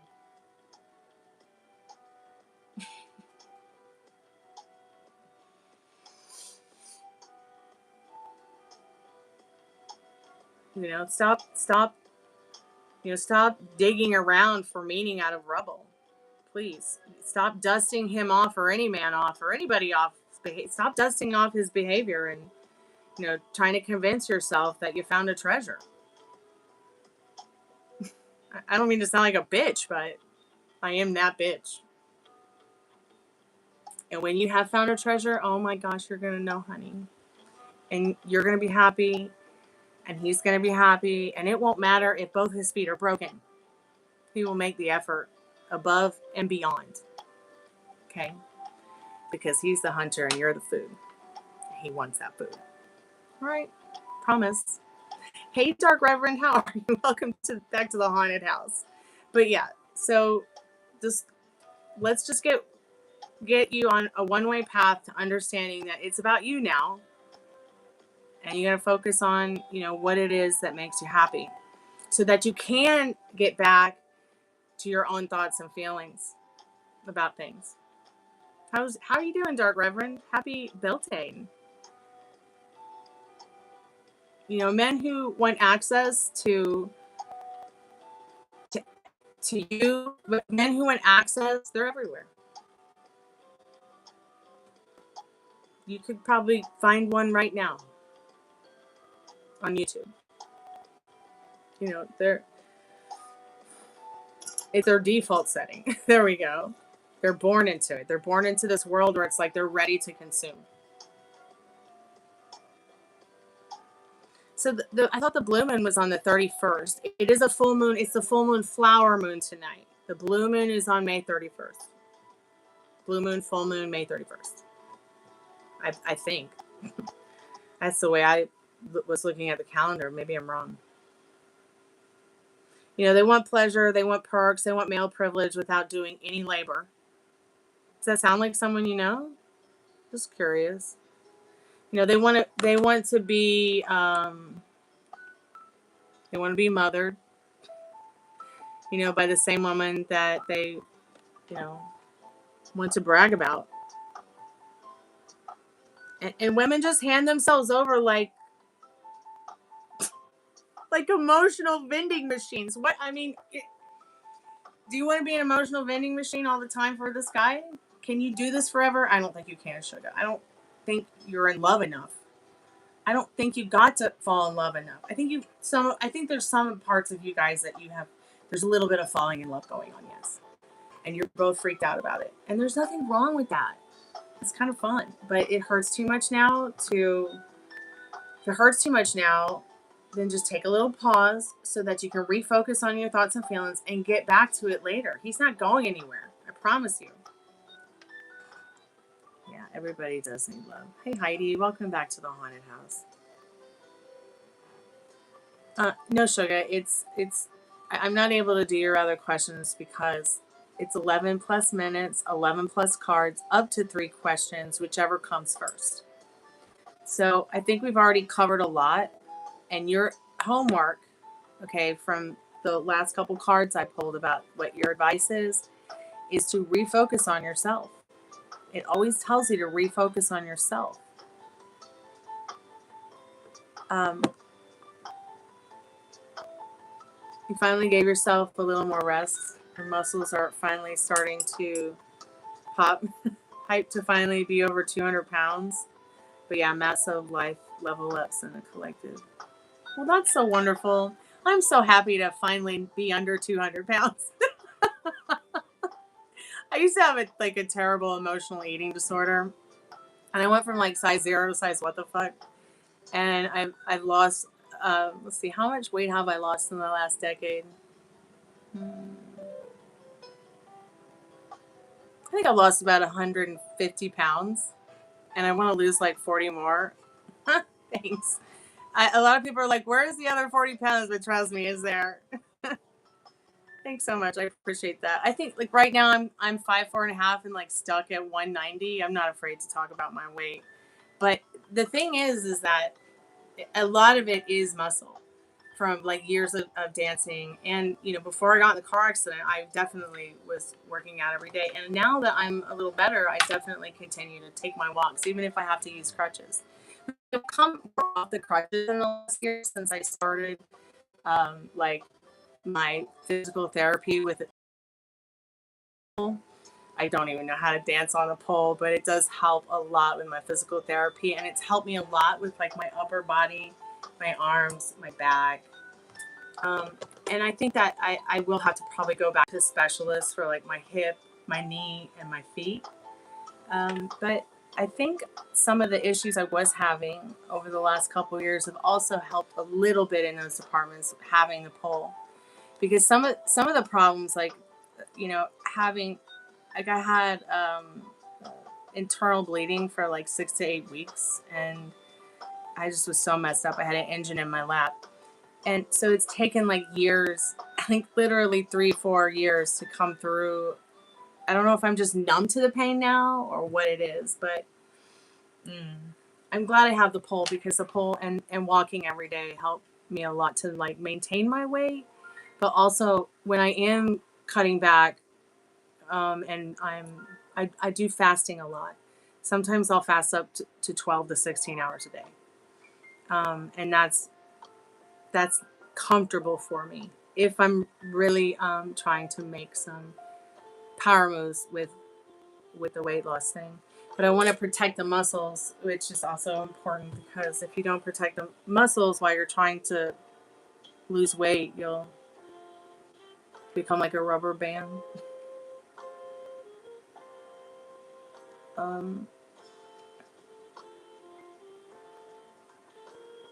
Do I have kids? Yes, I have 3 little sable chihuahuas. So I have 3 fur babies, Ruby, Rooney, and baby Gypsy with a J. And I have a baby canary. Weight training has finally made you strong enough to be as busy as you'd like to be. More muscle mass makes it pert. Yep. Yeah, I really like to drink tea, and my whole cupboard's full of it. My dad's like, you can't buy any more tea, so I finish all that in the cupboard. So I do spend a lot of time drinking like yogi teas, like ginger and turmeric, and some of the stress reliever ones, because I do get stressed out doing this job that I do with grief counseling and tarot. I really do get stressed out with it, because it's like I meet so many people who are going through so much pain, and I try to like take it. I try to purge it, but I don't always purge it, because sometimes the trauma will linger a little bit too often, too much. Oh, Sugar, you're welcome, sweetheart. You know, maybe your most trusted and strongest spirit guides didn't really have anything to say about those other. Now, they did have something to say about one of those other 2 questions, where you're supposed to refocus back on yourself so that you can get back into your thoughts that you feel. All right. Let me know if you ever want that grief counseling session. It'll always be there, available for you whenever you might feel you're ready to have it done. Okay, I'll send you the quiz and we can get started. It is a lot on our energetic signatures when you're like a healer and you're dishing out like collective messages, and you're taking on a lot of other people's trauma and pain. It's like, yeah, like I haven't had a day off in like 3 weeks, but I'll get one soon. The closer it gets to like the middle of the second week of May, I might just take a couple of days off. Really just can't wait.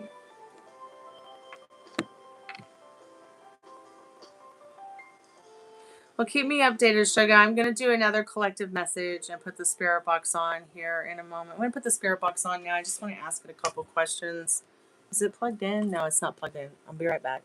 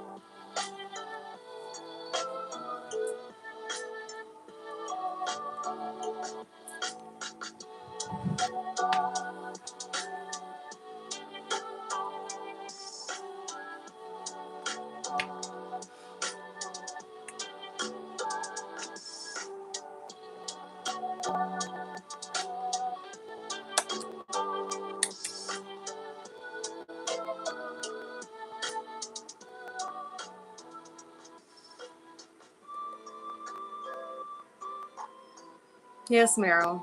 Welcome back.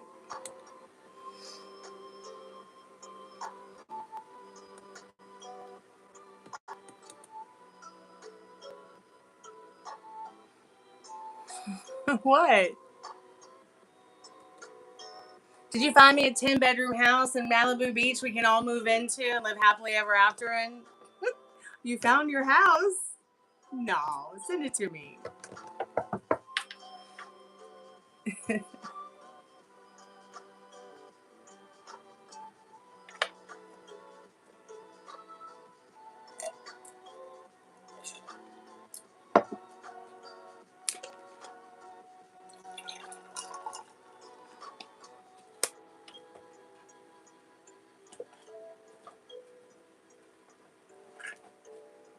Maybe all those full moons was just saying that you would like find the house during this full moon and move into it by the next full moon at the end of May. That'd be kind of cool. Wouldn't it be kind of cool to like just be away from that shitty alarm that goes off every 15 minutes from 2 a.m. to the butt crack of dawn, or however long it goes on and on for? Spirit, I'm calling forth our most strongest and trusted spirit guides. As a collective, I just want to know, what do we need to know right now while the spirit box speaker charges? Because I don't think that, I'm going to do the collective message first because the speaker needs to charge a little bit. Ah! No battery. Power off. Oh my god. Okay, whatever. You go ahead and power yourself off. I'll power you back up in a minute. I already put a request in for a showing. Did you send it? The phone's probably on sleep because it's 3 a.m.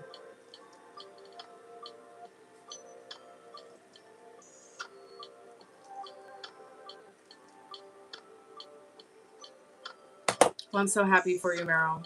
I can't wait to see the place. Spirit, I'm calling forth our most trusted and strongest spirit guides as a collective. What do we need to know right now as a collective for anyone who may be in the chat, anyone who may come into the chat while we are live doing this reading, anyone who might watch the replay or come in later? Okay, I guess Spirit doesn't want me to read that one.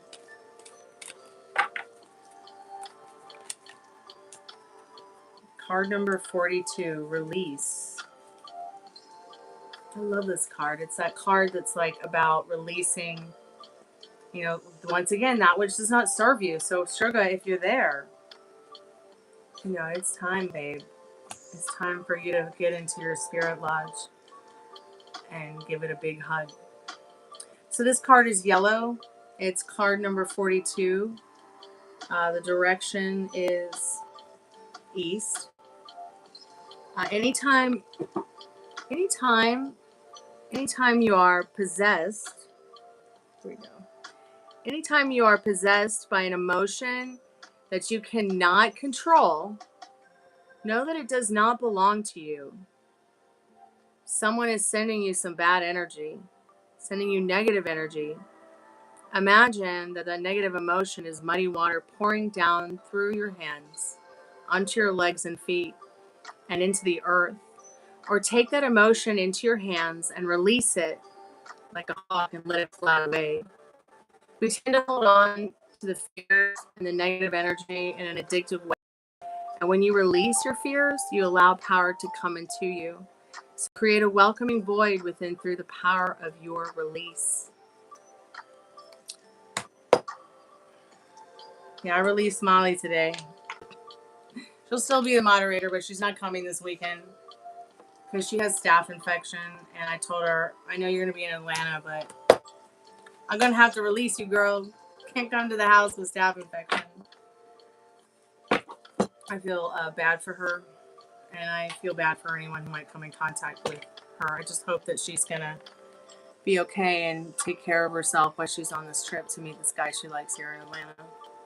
Massive life changes. Let me turn this music down a little bit. It's a little bit too loud. So no Ouija board this weekend. Maybe someone will want to do an Estes method with me. We'll have spirit box. I'm going to have a party tonight, a birthday party for Meryl. I don't know what we'll do. Maybe I'll sing some songs or a song, or maybe no songs, or maybe we'll watch a movie or we won't, or maybe we'll do tarot or we won't, or maybe we'll do spirit box or something. I don't know yet. Hopefully it'll be fun though. Massive life changes. Today marks a turning point in our lives. 2026 is going to be fun. Isn't it actually great? It's actually, I'll just have to say it. It's been fun and funny.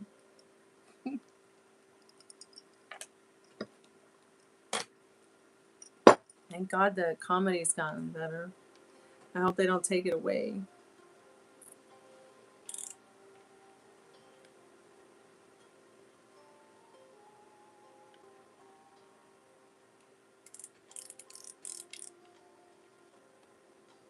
Maximum All volume. right. It's on like Donkey Kong.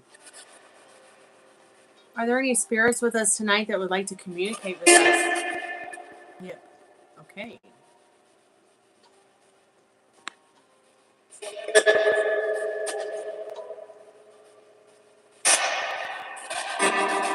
I'm back, spirits. It's Stormy. I'm calling forth our most trusted and strongest spirit guides and asking if there are any good spirits that want to chat with us tonight. Hey, Micah, welcome to the haunted house. How are you tonight?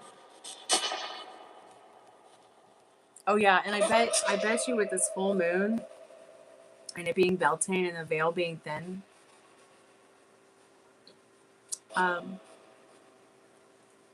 that maybe we can get some spirits to talk to us.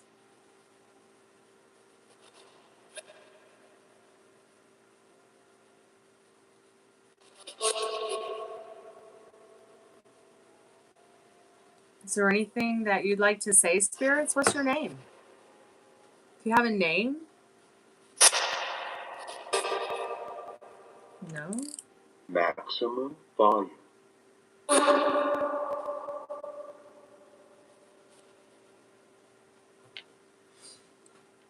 Are there any spirits that want to speak with us about John Benet Ramsey? What about Patsy Ramsey?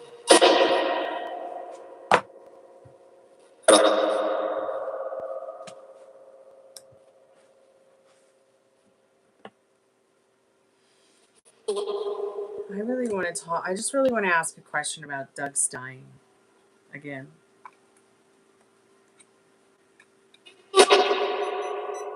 If there's any spirits with us now that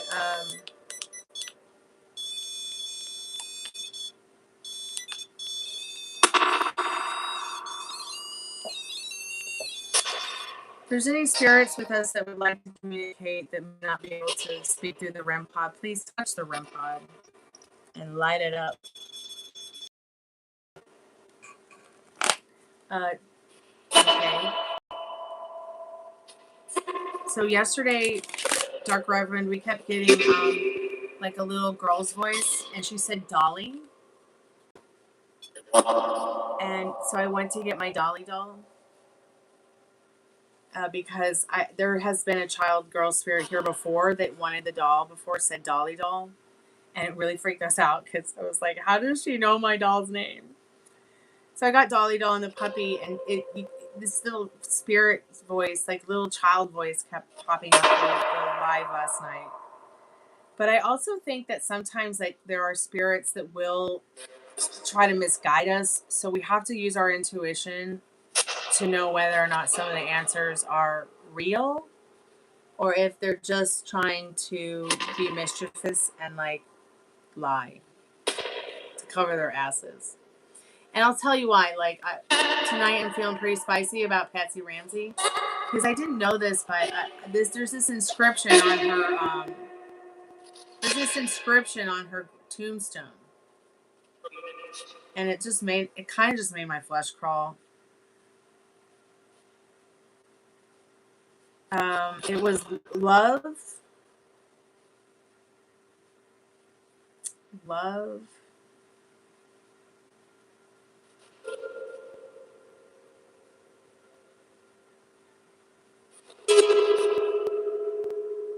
I don't know. It said something love and faithfulness about, and the faithfulness was like, it looked like it was in parentheses. And I was, and the way it made me feel was like, oh, well, there's the sign. There's another clue right there. That faithfulness is not just about her being faithful to her husband and her family, but faithful to the cover up.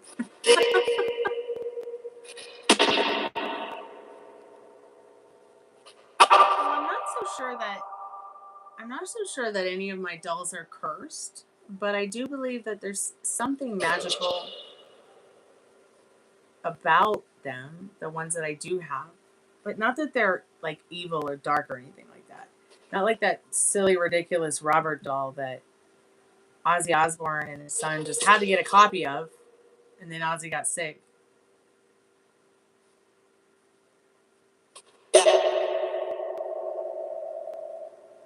Well, that was weird.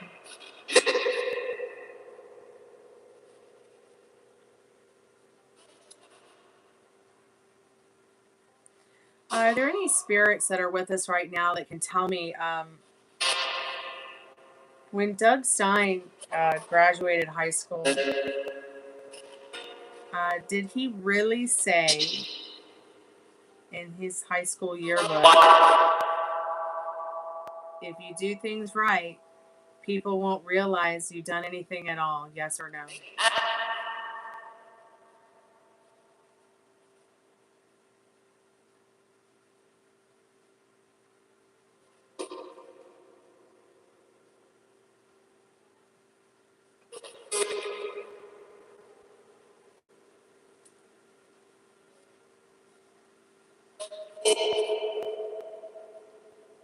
Yeah, I know, right? Nothing has a meaning until you give it a meaning. So I feel like curses are something that people give meaning to. And then they start being like, yeah, my life is just kind of batshit crazy. Let's blame it on something other than ourselves. Oh, it must be that person over there sending me black magic. Or a curse. I'm sorry. Sometimes I just think that kind of stuff is funny because I have a hard time being conditioned to think that stuff like, I just have a hard time not really giving meaning to that kind of stuff, if that makes sense. That would be like saying I believe in the intruder theory regarding John Benet Ramsey, but wow, it actually said a whole sentence, but I couldn't really make out what it said.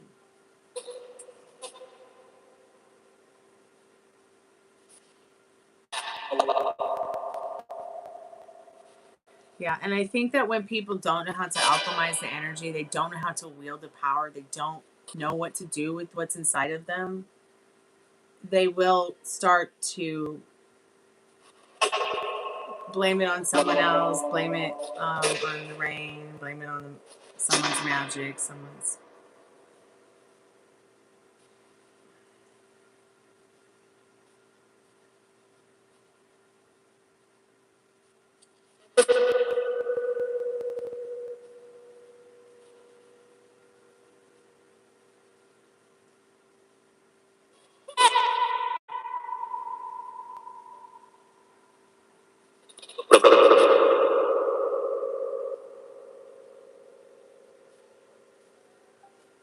Yeah, too many inconsistency to just be a basic intruder for sure. Did that sound like it said a name?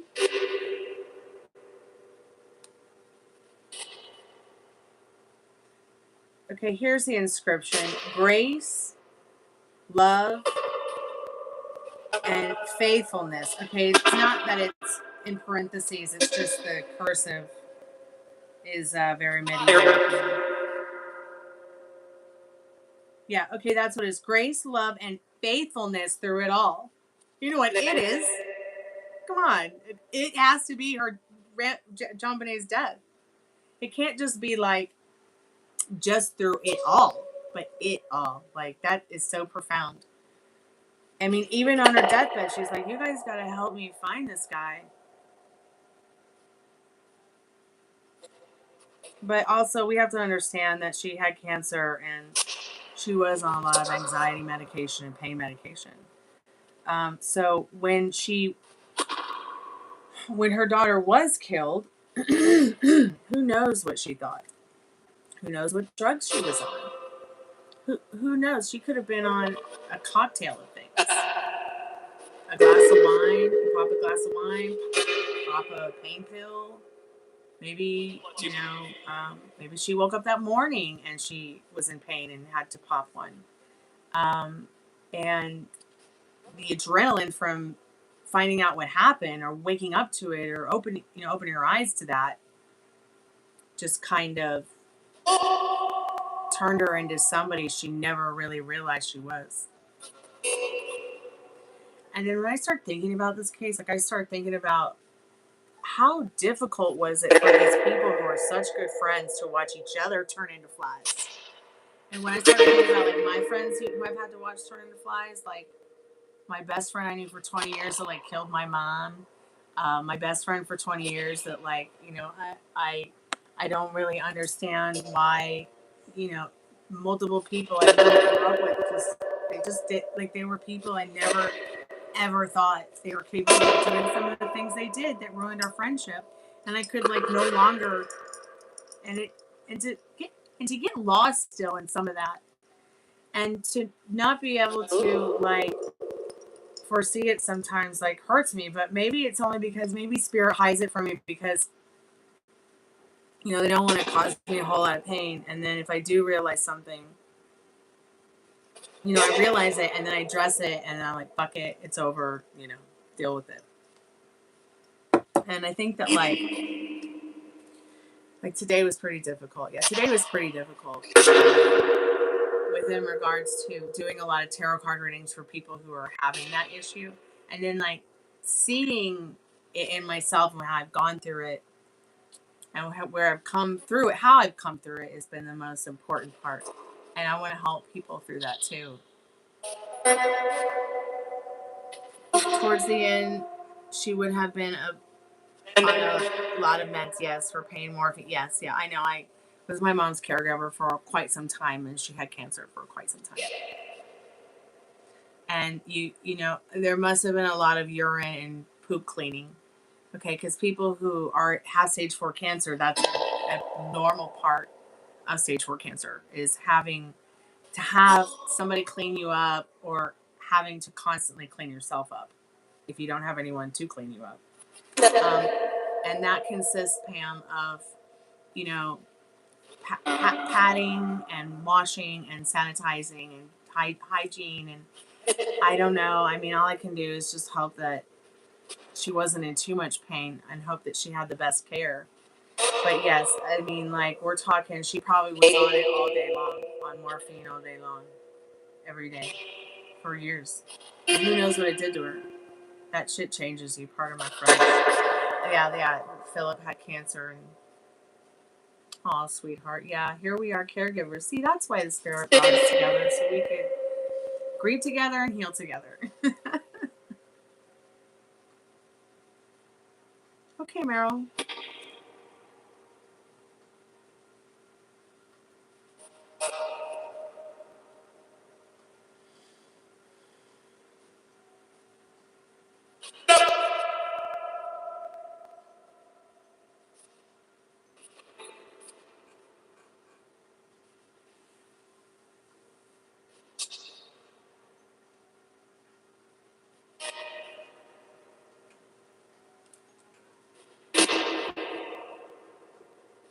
Okay, now this I dig a lot.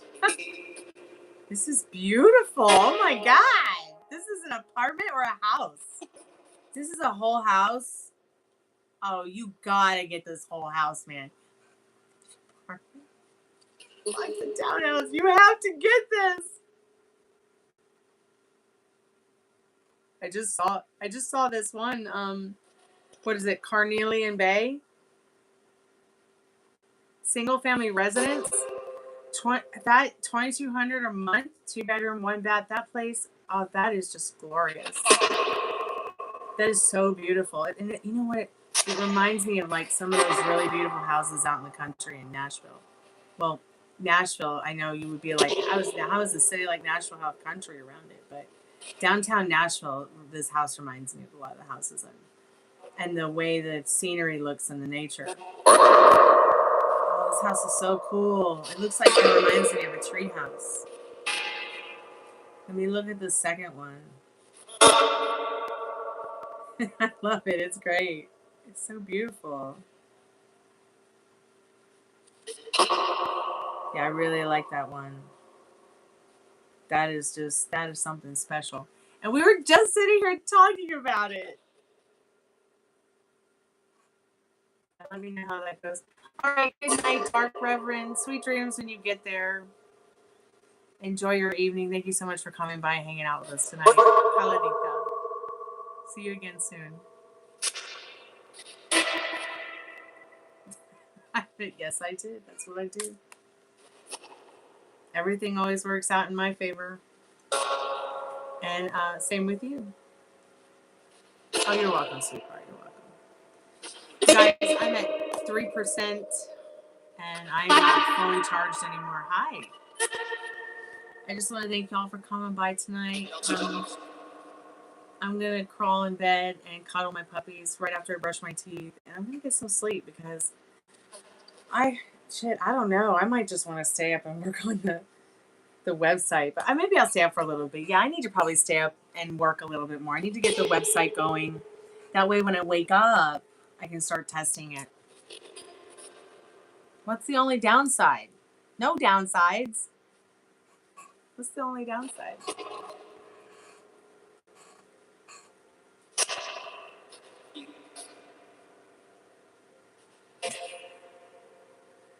Oh, I hope you get that house. I'm gonna come out there and visit.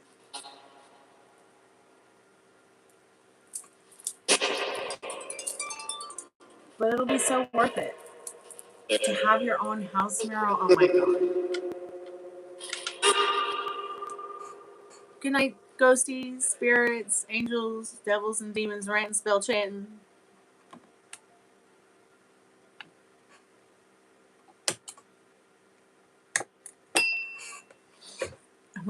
My stool sounds so creaky. I gotta tighten the screws on it.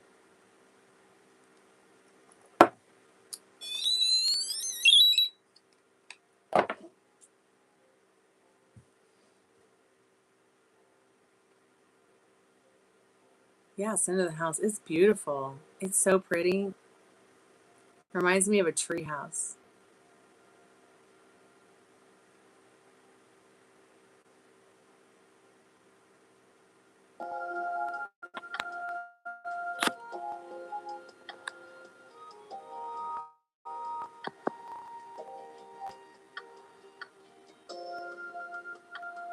All right, friends.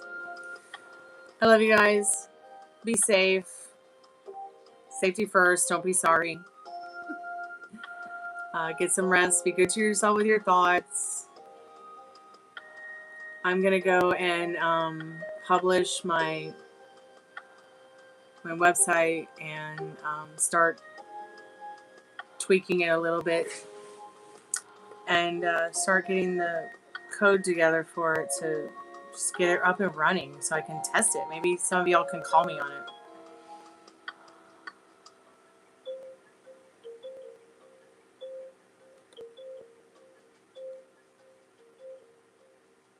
Yeah, and I'll be back tomorrow night. We're just gonna have fun. It's Meryl's birthday party, and I don't know what's gonna happen. I just don't know. Sweet dreams when you get there. Good night. Music is sacred. You will offer them. Come on, don't say that. You need your kidneys. Stop.